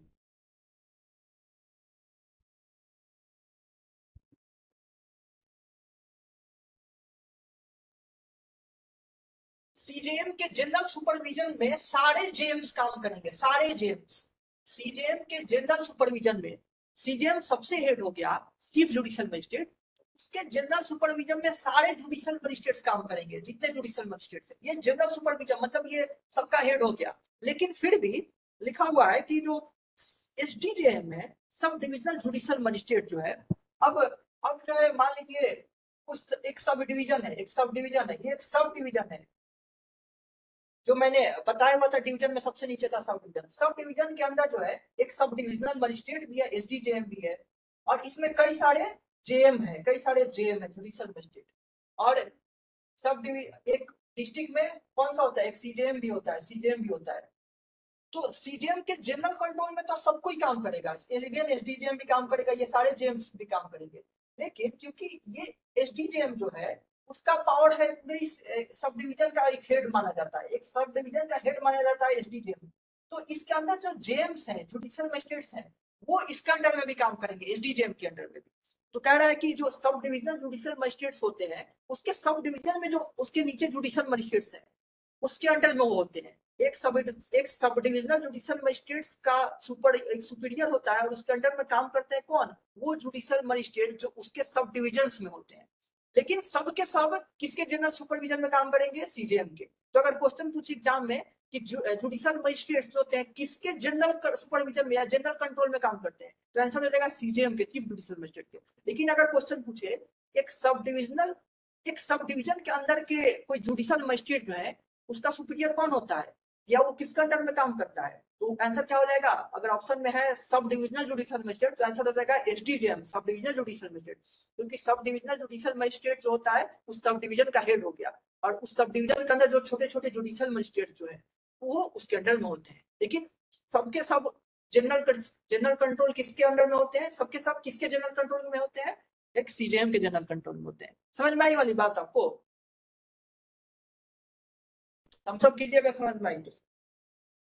भैया अगर इसमें अगर सीजीएम भी ऑप्शन में रहे और सब डिविजनल जुडिशियल मजिस्ट्रेट दोनों ऑप्शन में रहे, तब किसको लगाना होगा। देखिए ऐसा क्वेश्चन पूछता है तो वो लिखा रहता है, जनरली वो ऐसा नहीं करता है ना, वो क्वेश्चन तब पूछता है ना जब लिखा रहे जनरल कंट्रोल में, तब सीजेएम, क्योंकि वो चाहता है कि आप एसडीजेएम मारे, लेकिन पूछता रहता है, उसका आंसर सही होता है सीजेएम।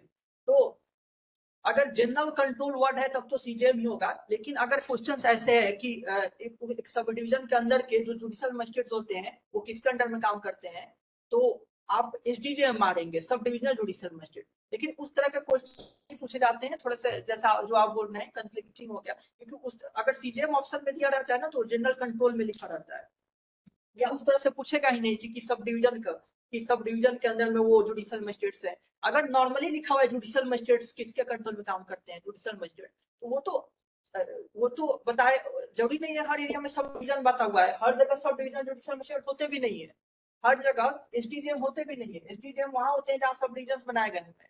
तो जनरली जुडिशियल मजिस्ट्रेट किसके कंट्रोल में काम करते हैं, सीजेएम के कंट्रोल में काम करते हैं। लेकिन जहां जहां सब डिविजन बनाए हुए हैं उसके अंदर में जो जुडिशियल मजिस्ट्रेट होते हैं वो उसी सब डिविजन जुडिशियल मजिस्ट्रेट के अंदर में काम करते हैं, but under the general control of CJM. तो उस तरह का क्वेश्चन नहीं पूछा गया है। कौन पूछा था, अमीर पूछा था ना। हाँ भैया मैं ही पूछा था। हाँ, तो जब पीआईक्यू बनाओगे तो इस तरह क्वेश्चन मिलेंगे कि जनरल कंट्रोल किसके अंडर में, तो सीजेएम के अंडर में।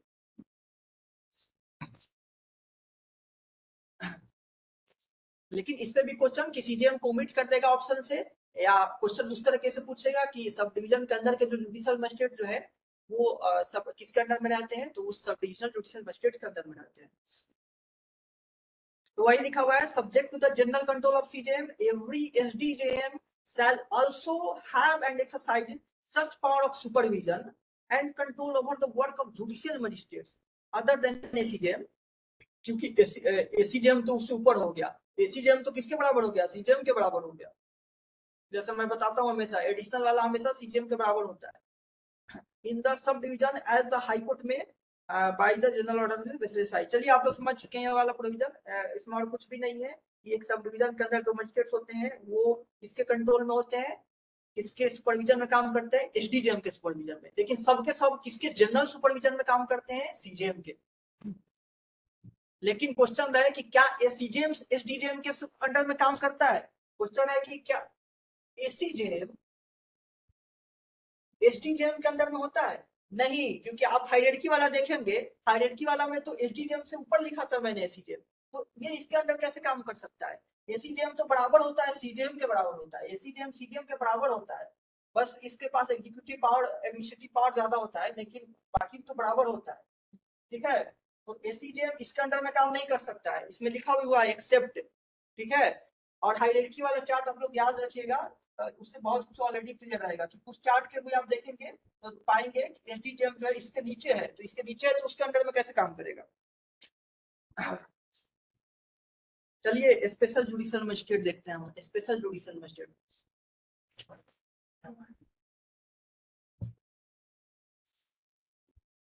सेक्शन 11 यसी अग्रवाल, क्या बात है यसी, बोल नहीं रही है आप आज?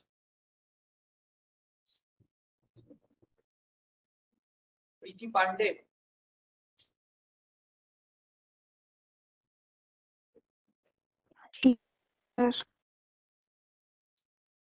Okay okay. सुचेता, मोक्षदा, सुन रही हैं आप लोग ना?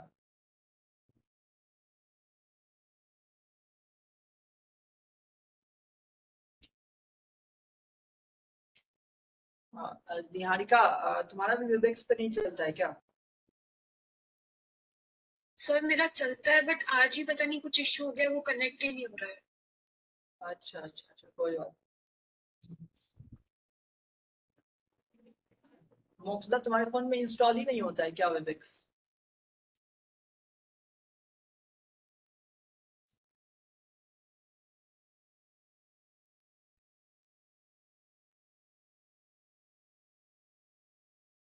क्या लिखता है, मतलब your device does not support Webex?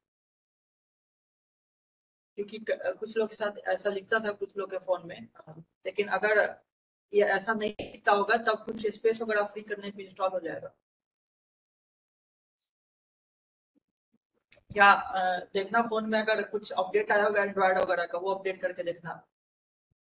App support नहीं करता है फोन ऐसा। अच्छा अच्छा, ठीक है। तब तो बस वो देखना कि कोई एंड्रॉइड अपडेट आया हुआ है क्या, हो सकता है वो एंड्रॉइड अपडेट करने पे वो हो जाए इंस्टॉल। चलिए सेक्शन 11 देखते हैं। Section 11 special judicial magistrate. अब है special JM, special judicial magistrates. The high court में if requested by the central government और स्टेट गवर्नमेंट, मैंने वो चार्ट में जो हायरार्की चार्ट था उसमें स्पेशल जुडिशियल मजिस्ट्रेट के बारे में भी लिखा हुआ था। ठीक है, स्पेशल जुडिशियल मजिस्ट्रेट के बारे में द हाई कोर्ट में इफ रिक्वेस्टेड बाय सेंट्रल और स्टेट गवर्नमेंट। देखिए स्पेशल जेएम को अपॉइंट करने के लिए क्या कब करेगा, जब स्टेट गवर्नमेंट या सेंट्रल गवर्नमेंट क्या करेगा, रिक्वेस्ट करेगा। ऐसे नहीं, ऐसे तो अपॉइंट हुए हैं नॉर्मल जेएम ना, JM first class JM second class appoint हुए हैं, तो फिर क्यों।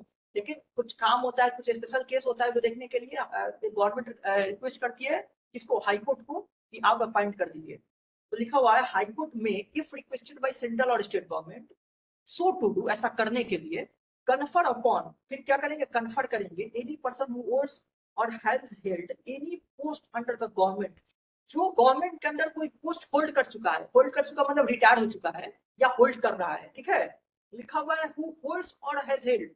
हु होल्ड से पता चलता है अभी भी है, मतलब अभी भी वो नौकरी कर रहा है, और हैज हेल्ड मतलब वो रिटायर हो चुका है। तो जो रिटायर्ड हो चुका है वो, यानी कोई गवर्नमेंट के अंडर में कोई पर्सन काम कर रहा था, वो रिटायर हो चुका है या अभी भी काम कर रहा है, उसको क्या किसका पावर कन्फर कर सकता है, उसको जुडिशियल मजिस्ट्रेट का पावर कन्फर कर सकता है। देखिए ऑल और any of the power conferred conferrable by judgement first class और second class in respect of any particular cases, right, उसको जुडिशियल मजिस्ट्रेट फर्स्ट क्लास का या सेकंड क्लास का पावर कन्फर किया जा सकता है किसी खास तरह के केस या ग्रुप ऑफ केसेस को देखने के लिए। तो यानी कि किसी खास तरह के केसेस देखने के लिए स्टेट गवर्नमेंट के रिक्वेस्ट पे या सेंट्रल गवर्नमेंट रिक्वेस्ट पे क्या कर सकता है, हाई कोर्ट किसी कोई पर्सन, कोई पब्लिक सर्वेंट जो गवर्नमेंट के अंडर में काम कर रहा है या कर चुका है, उसको दे सकता है। और किसका, जेएमएफसी का या जेएम पावर दे सकता है। ठीक है, जेएम फर्स्ट क्लास या सेकंड क्लास का पावर दिया जा सकता है एक कोई भी गवर्नमेंट ऑफिसर को जो कर चुका है, का मतलब रिटायर्ड गवर्नमेंट ऑफिसर या एक्टिंग गवर्नमेंट ऑफिसर को, किसके द्वारा, हाई कोर्ट के द्वारा, किसके रिक्वेस्ट पे, सेंट्रल गवर्नमेंट या स्टेट गवर्नमेंट के रिक्वेस्ट पे। इतनी ही बातें याद करने लायक है इसमें। उसके बाद प्रोवाइजो दिया हुआ है, no such powers are conferred on any person unless he possesses such quality in relation to the legal affairs, in relation to the legal affairs, मतलब ऐसा कन्फर्ड, ऐसा जो कन्फर्ड करने की बात की गई है वो कन्फर्ड नहीं किया जाएगा जब तक कि वो पर्सन, क्योंकि लिखा नहीं हुआ है ना उसमें, ये नहीं लिखा हुआ है वो जुडिशियल ऑफिसर, ऊपर जो बातें थी ये नहीं लिखा हुआ है जुडिशियल ऑफिसर, लिखा हुआ है कोई भी पर्सन जो गवर्नमेंट के अंदर काम कर रहा हो, तो भाई उसको जुडिशियल ज्ञान कहाँ से आएगा, उसको लॉ की ज्ञान कहाँ से आएगी। तो लिखा हुआ है कि वो जब तक कि वो क्वालिफिकेशन पूरा ना करे, वो एलिजिबिलिटी पूरा ना करे in relation to legal affairs, उसका लीगल अफेयर से रिलेटेड कोई मतलब लॉ फील्ड से रिलेटेड कोई एक्सपीरियंस ना हो, क्वालिफिकेशन ना हो, तब तक नहीं देगा। जैसा कि हाईकोर्ट स्पेसिफाई करे, तो हाईकोर्ट ये स्पेसिफाई कर सकता है कि ठीक है अगर ये पर्टिकुलर क्वालिफिकेशन कोई पूरा करता है तो हम उसको कन्फर्ड कर देंगे पावर, या ये एलिजिबिलिटी है उसका तो हम कन्फर्ड कर देंगे पावर, ठीक है। तो एक एलिजिबिलिटी सेट की गई है जो हाईकोर्ट स्पेसिफाई करेगी, ठीक है। सबसेक्शन 2 देखते हैं, subsection 2 such magistrate shall be called special, अब उसको स्पेशल जुडिशियल मजिस्ट्रेट कहा जाएगा, and shall be appointed for such term not exceeding 1 year at a time। ये भी अंडरलाइन कर लीजिए, बहुत इंपॉर्टेंट हो गया कि एक बार में 1 साल से ज्यादा के लिए अपॉइंट नहीं किया जाता है, स्पेशल जुडिशियल मजिस्ट्रेट अपॉइंट किए जाते हैं एक बार में 1 साल से ज्यादा के लिए नहीं, मतलब उससे कम के लिए 4 महीना 6 महीना 8 महीने के लिए हो सकता है, लेकिन not exceeding 1 year at a time, एक बार में मैक्सिमम 1 साल के लिए अपॉइंट किया जा सकता है, किसको, स्पेशल जुडिशियल मजिस्ट्रेट को, जो कोई भी गवर्नमेंट अफसर होगा एक्टिंग या रिटायर्ड, उसको पावर कन्फर कर दिया जाता है, जेएमएफसी का, जेएमएससी का, समझ गए आप लोग। तो इसको अंडरलाइन कर लीजिएगा, 1 year at a time, not exceeding 1 year at a time, एक बार में 1 साल से ज्यादा के लिए नहीं, ये भी पूछा हुआ क्वेश्चन है। As the high court may bye general और स्पेशल ऑर्डर डायरेक्ट। चलिए इसमें और कुछ नहीं है, सेक्शन 12 देखते हैं। Section 12 local jurisdiction of judicial magistrate.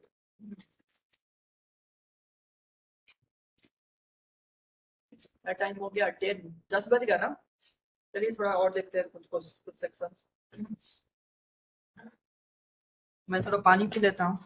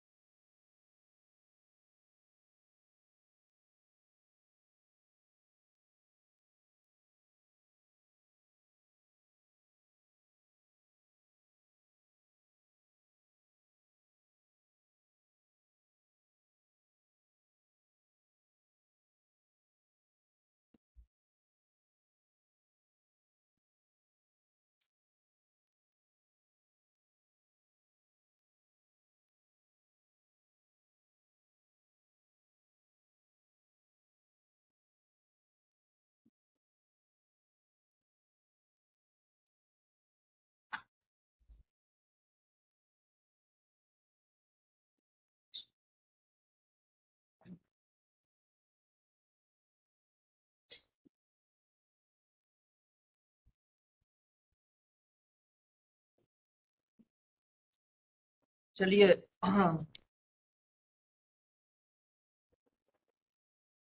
Okay, कौन सा सेक्शन था?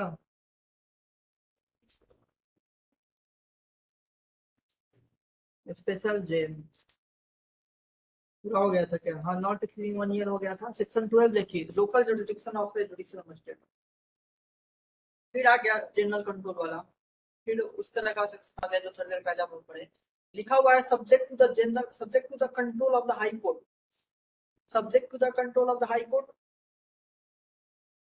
The CJM may from time to time define local limits of the areas within which the magistrates appointed under section 9 and 11 or 11 may exercise all or any of the powers with which they may respectively invested under this Samhita.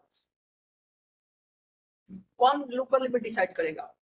Local jurisdiction दिया हुआ है, section का heading है local jurisdiction of judicial magistrate, मतलब judicial magistrate का local jurisdiction. तो लिखा हुआ है सीजेएम करेगा। CJM may from time to time define the local limits of the area. जो मजिस्ट्रेट अपॉइंट हुए हैं ऊपर, वो किस एरिया में काम करेंगे ये कौन डिसाइड करेगा? CJM, chief judicial magistrate. लेकिन किसके जनरल कंट्रोल में? हाई कोर्ट के। तो फिर अगर क्वेश्चन आए किसके जनरल कंट्रोल में, मजिस्ट्रेट जो होते हैं किसके जनरल कंट्रोल में काम करते हैं? हाई कोर्ट जो होता है वो सुप्रीम माने रहता है, हाई कोर्ट का कंट्रोल होता है, जनरल कंट्रोल होता है किस पे? जुडिशियल मजिस्ट्रेट्स पे। होता है कि नहीं निहारिका? किसी को कोई प्रोविजन याद है इस तरह का जहां पे ऐसा चीज लिखा हुआ कि हाई कोर्ट का जनरल प्रोविजन होता है, जनरल सुपरिटेंडेंस होता है मजिस्ट्रेट्स के ऊपर? मोक्षदा, सुचेता और निहारिका, कोई भी जिसको याद हो बताए।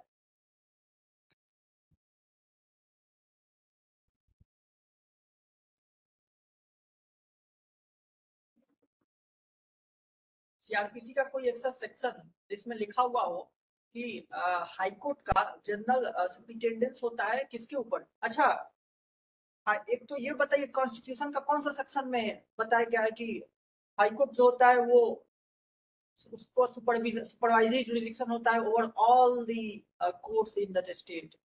किस आर्टिकल से निकल के आता है हाई कोर्ट का पावर? हाई कोर्ट का सुपरवाइजरी जुरिडिक्शन बताइए बताइए, बहुत इंपॉर्टेंट ये है। हाई कोर्ट का रिट जुरिडिक्शन किस आर्टिकल से निकल के आता है? Writ jurisdiction of high court 225 and 226 article of constitution. Rate jurisdiction तो 226 में होता है। ओके, निहारिका ने कहा 226 और आपने बोला 225 और 226। जी सर। देखिए 226 तो सही है रिट जुरिडिक्शन के लिए, लेकिन मोक्षदा ने इधर लिख दिया सही आंसर 227 सुपरवाइजरी जुरिडिक्शन के लिए। हाई कोर्ट का supervisory jurisdiction article 227 of the constitution से निकल के आता है। 227 supervisory jurisdiction of high court. इसके अकॉर्डिंग हाई कोर्ट जो होता है एक स्टेट का सर्वे सर्वा होता है। हाई कोर्ट जो है वो अपने स्टेट के अंदर जितने भी judicial and quasi judicial authority है, कुछ समय के लिए क्वाजाई जुडिशियल से उसको वंचित किया गया था, लेकिन अब वो भी है। एक स्टेट के अंदर जितने भी judicial and quasi judicial authority हैं, उस पे किसका कंट्रोल होगा? वो किसके सुपरविजन में काम करेगा? हाई कोर्ट के सुपरविजन में काम करेगा। ठीक है, और ये कहाँ लिखा हुआ है? ये 227 से निकल के आता है। 227 आर्टिकल 227 ऑफ द कॉन्स्टिट्यूशन कई बार पूछा हुआ एग्जाम्स में, और ये बहुत इंपॉर्टेंट आर्टिकल है। ऐसे भी 226 तो रिट जुरिडिक्शन है ही, 226 writ jurisdiction of high court, लेकिन 227 सुपरवाइजरी जुरिडिक्शन आप कह सकते हैं। हाई कोर्ट का सुपरविजन होता है over all the judicial authority in that state. मैंने बताया हुआ था कौन सी केस जिसमें ये बताया गया कि जो भी ट्रिब्यूनल्स हैं उस पे भी हाई कोर्ट्स के सुपरवाइजरी जुरिडिक्शन होते हैं। किसी को याद है कौन सा केस मैंने बताया था?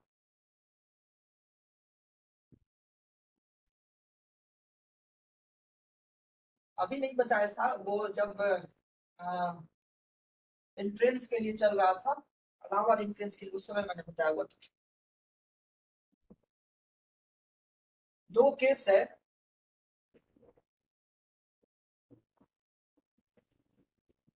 और क्या है? SP Sampath Kumar versus union of India, L Chandra versus union of India. सुना हुआ है ना आप लोगों ने इस केस का नाम? किसने किसने सुना हुआ है? तुम सब कीजिए।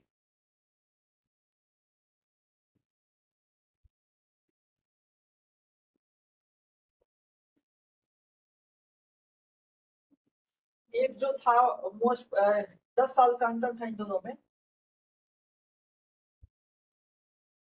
ये 86 का था और ये 96 का था शायद, मतलब ये 1986 का था और ये 1996 का था। ठीक है, तो एसपी संपत कुमार वाले केस में जो है वो कहा गया था, इसमें कहा गया था सुप्रीम कोर्ट ने, दोनों सुप्रीम कोर्ट का केस है। सुप्रीम कोर्ट ने कहा था कि हाई कोर्ट जो होते हैं, हाई कोर्ट, तब तक कोई पर्सन गूगल करो कि इसका ईयर क्या है, एसपी संपत कुमार का ईयर क्या है, कोई पर्सन गूगल करो तब तक। ठीक है, क्योंकि 86 96 जहां तक मुझे याद आ रहा है। तो एसपी संपत कुमार वाले केस में कहा गया था कि हाई कोर्ट जो है उसका ट्रिब्यूनल्स पे सुपरवाइजरी जुरिडिक्शन नहीं है। ट्रिब्यूनल्स पे, जो एडमिनिस्ट्रेटिव ट्रिब्यूनल्स होते हैं वो हाई कोर्ट के सुपरविजन से बाहर है, क्योंकि ट्रिब्यूनल्स में बनाया गया है कि खुद ट्रिब्यूनल उसका अपीलेट ट्रिब्यूनल। तो सुप्रीम कोर्ट ने कहा कि ट्रिब्यूनल और अपीलेट ट्रिब्यूनल जो है उसके बाद हाईकोर्ट नहीं लाएगा, हाईकोर्ट इसमें नहीं इंटरफेयर करेगा। उसके बाद सुप्रीम कोर्ट जाया जा सकता है किसके अंडर में, स्पेशल लीव पिटीशन से, जो 136 ऑफ द कॉन्स्टिट्यूशन है ना, special leave petition. Special leave petition से सुप्रीम कोर्ट जाया जा सकता है against the decision of the tribunal, tribunal का डिसीजन को चैलेंज किया जा सकता है। लेकिन ट्रिब्यूनल्स के ऊपर हाईकोर्ट का सुपरिटेंडेंस नहीं रहेगा। तो एपलेट ट्रिब्यूनल के डिसीजन को कौन नहीं, ओके 87 97, ठीक है, एक साल गलत था। एसपी संपत कुमार 87 हो गया, एल चंद्रा जो हो गया वो कौन सा हो गया, 97 हो गया, 97 हो गया, निहारिका निगम ने बताया। ओके, तो इसमें एक तरह से हाईकोर्ट के उसके सुपरवाइजरी जुरिडिक्शन के पावर से वंचित कर दिया गया और 10 सालों तक वंचित रखा गया। 10 सालों बाद सुप्रीम कोर्ट ने माना कि ये एक बहुत बुरी डिसीजन थी 10 साल पहले वाली।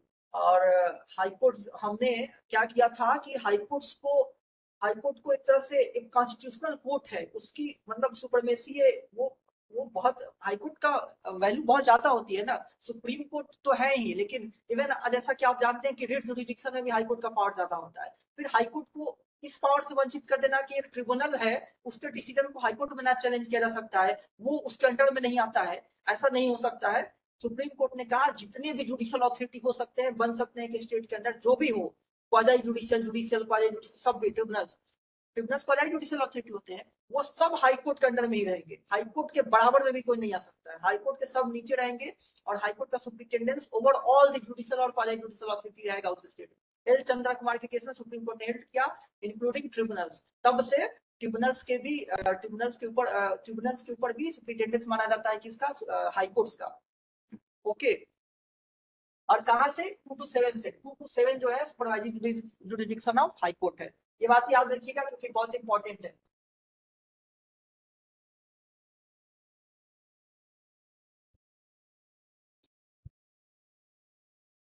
चलिए, तो क्वेश्चन मैंने पूछा हुआ था कि ऐसा कोई प्रोविजन है जिसमें बताया गया है कि हाई कोर्ट्स का क्या होता है, जुडिशियल मजिस्ट्रेट्स पे सुपरिटेंडेंस होता है। निहारिका, ऐसा कोई प्रोविजन, अच्छा तुमने बोल दिया था, नहीं याद है, किसने तो बोला था नहीं याद है। ऐसा कोई प्रोविजन इसमें लिखा हुआ हो कि हाई कोर्ट्स का, आप लोग बताइए। नेहा गुप्ता, हाँ सर, फिर से क्वेश्चन रिपीट कर दीजिए, मैं सुन नहीं पाई थी।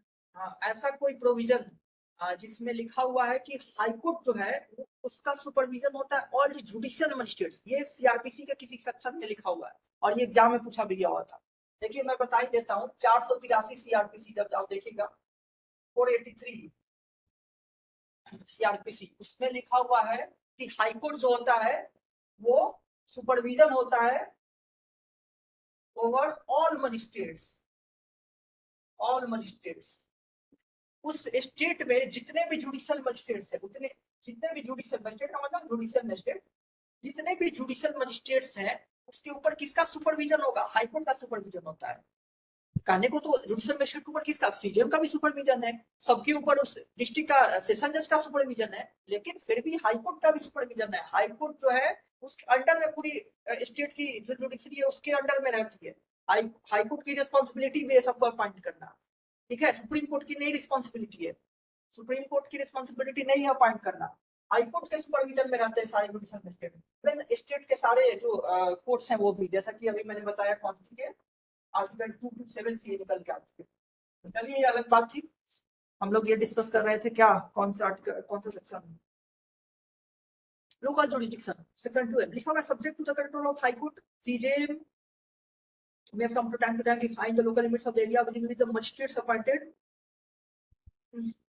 तो जैसा कि मैंने बताया, सीजेएम के पास अथॉरिटी है कि वो मजिस्ट्रेट का एरिया डिफाइन कर सकता है, कौन मजिस्ट्रेट क्या काम करेगा, किस एरिया में काम करेगा, ये कौन कर सकता है, सीजेएम कर सकता है, सीजेएम चीफ जुडिशियल मजिस्ट्रेट। लेकिन जो ऊपर लिखा हुआ है ना, subject to the control of high court, high court के कंट्रोल में, जनरल कंट्रोल किसका आ गया, जनरल कंट्रोल हाईकोर्ट का आ गया।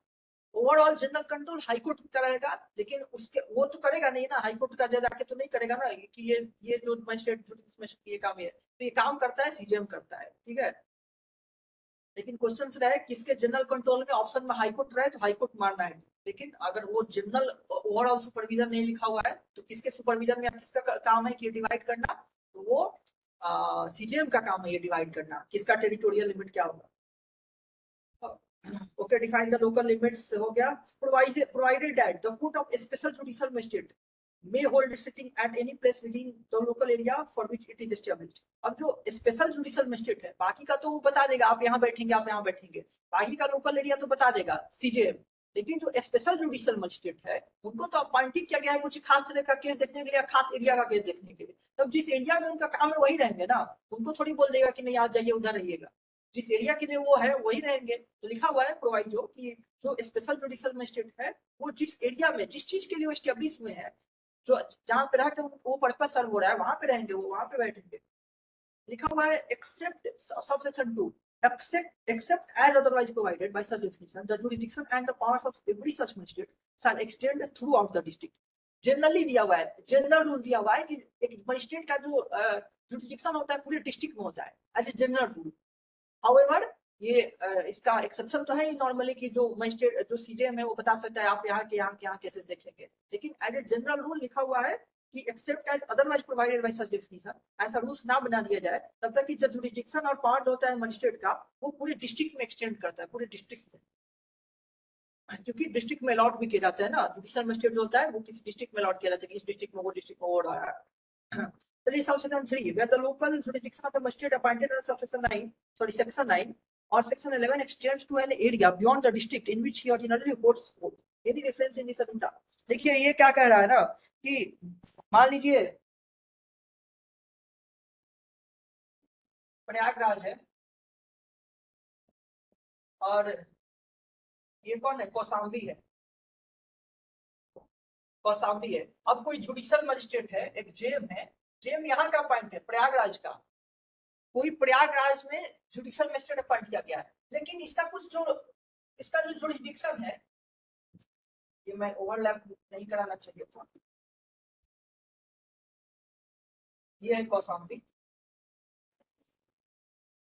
इस जेएम का कुछ इस एरिया में भी इसका जुरिडिक्शन है. इस जेएम का जुरिडिक्शन प्रयागराज में तो है, प्रयागराज का ये जेएम, प्रयागराज में ये जुडिशियल मजिस्ट्रेट अपॉइंट हुआ था. लेकिन इसका कुछ इस यहाँ का कौशाम्बी का भी कुछ एरिया है जहां इसको जुरिडिक्शन मिला हुआ है, यहाँ का भी केसेस देख रहा है कौशाम्बी का. तो बोल रहा है इस पर्पज के लिए ये जो एरिया का कौशाम्बी का जो एरिया का केस देख रहा है, इस पर्पज के लिए इसके लिए कौन सा सीजेएम माना जाएगा, कौन सा सेशन जज माना जाएगा, इसका कौशाम्बी का. कौशाम्बी का सेशन जज इसके लिए सेशन जज होगा, या कौशाम्बी का जो सीजेएम होगा वो इस पर्पज के लिए सीजेएम माना जाएगा. तो जो सीजेएम के बारे में रेफरेंस दिया गया है, क्या क्या है ना, सीजेएम के जनरल कंट्रोल में काम करेगा, प्लस सीजेएम काम देख बांटेगा, ये सब करेगा. तो यही बोला है कि जो सीजेएम का मतलब यहाँ पे क्या लिया जाएगा, इस एरिया के लिए कौशाम्बी का सीजेएम लिया जाएगा, या सेशन जज का मतलब इस एरिया के लिए क्या लिया जाएगा, कौशाम्बी का सेशन जज लिया जाएगा. नॉर्मली तो यहाँ का है क्योंकि जुडिशियल मजिस्ट्रेट प्रयागराज का है, तो नॉर्मली इसका ऊपर का सेशन जज कौन है, प्रयागराज का सेशन जज है. इसके ऊपर का सीजेएम कौन है, प्रयागराज का सीजेएम है. लेकिन क्योंकि इसको यहाँ का जुरिडिक्शन मिला हुआ है, यहाँ का केसेस देख रहा है, तो फॉर दिस पर्पज ओनली जो सीजेएम इसका कौन होगा, कौशाम्बी का सीजेएम, इसका सेशन जज कौन होगा, कौशाम्बी वाला सेशन जज. ठीक है, तो ये बताया हुआ है कि किसी और एरिया में भी किसी का जुरिडिक्शन एक्सटेंड कर रहा है, फॉर दैट पर्पज सीजेएम जो होगा उसको रेफरेंस माना जाएगा वहां का सीजेएम, सेशन जज का मतलब वहां उसको रेफरेंस क्या माना जाएगा, वहां का सेशन जज. ठीक है मोक्षदा.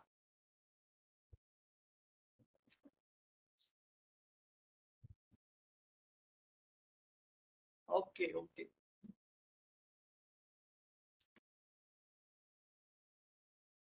चलिए सब सेक्शन 3 हुआ. 13 देखते हैं, section 13 subordination of judicial magistrate. ये तो हम लोग पढ़ चुके हैं सबऑर्डिनेशन ना, ये पूरा जो हायरार्की चार्ट था वो तो बता ही रही है पूरा subordination. Subordination of judicial magistrate, judicial magistrate किसके ऊपर कौन होता है, कौन नीचे होता है, जो मैंने हायरार्की चार्ट बनाया उसमें पूरा बताया हुआ है किस कौन किसके ऊपर होता है. देखिए एक बार रीड करते हैं. Every CJM shall be subordinate to the session जज. सीजेएम जो होगा सेशन जज के नीचे आएगा. And every other judicial magistrate shall subject to the general control of session जज be subordinate to the CJM. और बाकी जुडिशियल मजिस्ट्रेट किसके नीचे आएगा, सीजेएम के नीचे आएगा. लेकिन किसके जनरल कंट्रोल में, सेशन जज के जनरल कंट्रोल. देखिए हर जगह ये इसमें क्वेश्चन पूछ देता है. फिर अब क्वेश्चन है एग्जाम में कि जो सबऑर्डिनेशन से रिगार्डिंग क्वेश्चन आएगा कि जो जुडिशियल मजिस्ट्रेट जो होते हैं वो किसके जनरल कंट्रोल में होते हैं, किसके जनरल कंट्रोल में होते हैं, तो सेशन जज के जनरल कंट्रोल में होते हैं. और वो उनका वो किसके सबऑर्डिनेट होते हैं? तो सीजीएम के सबऑर्डिनेट होते हैं। लिखा हुआ है कि जनरल कंट्रोल सेशन जज, क्योंकि सेशन जज पूरे डिस्ट्रिक्ट का वो हेड हो गया, उसके जनरल कंट्रोल में सब रहते हैं। और सीजीएम के नीचे हो जाता है कौन? बाकी सारे मजिस्ट्रेट सीजीएम के नीचे होते हैं। तो ये फिर लिखा हुआ है सीजीएम में from time to time make rules और give orders suggestion with some for discussion decision पर डिस्कशन मिस्टर पॉइंट। सीजीएम अपने नीचे वाले के लिए डिस्ट्रिक्ट काम बांटने के लिए भी बना सकता है। अभी ऊपर हम पढ़े कि सीजीएम जो है अपने से नीचे के मजिस्ट्रेट्स के लिए लोकल जुरिडिक्शन में डिसाइड करेगा, था ना? अभी लोकल एरिया किसका क्या होगा वो सीजीएम डिसाइड करेगा। किसके जनरल ये में? हाईकोर्ट के, हाईकोर्ट का जनरल कंट्रोल में, लेकिन सीजीएम डिसाइड करेगा किसका लोकल एरिया क्या है। फिर लिख रहा है यहाँ पे कि सीजीएम भी डिसाइड करेगा किसको काम किस में बांटना है। जुडिशियल मजिस्ट्रेट्स के बीच का काम बांटना सीजीएम देखता है। चलिए 14 देखते हैं, एग्जीक्यूटिव मजिस्ट्रेट्स 14 कंटिन्यू किया जाए या रहने दिया जाए? अभी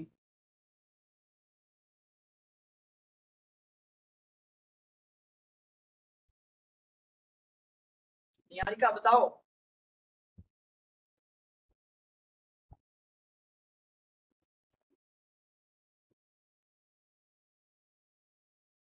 सर जैसे आपको ठीक लगे। एस अग्रवाल तो बोल नहीं रही है आज। नेहा, शाश्वत, मिहिर, आप लोग बताइए।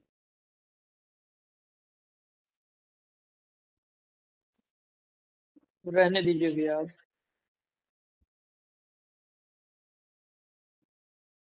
रहने ही देते हैं क्योंकि ऐसे भी मुंह दर्द कर रही है। आज 2 घंटे की क्लास दिन में भी हुई थी सीआरपी सॉरी आईपीसी की।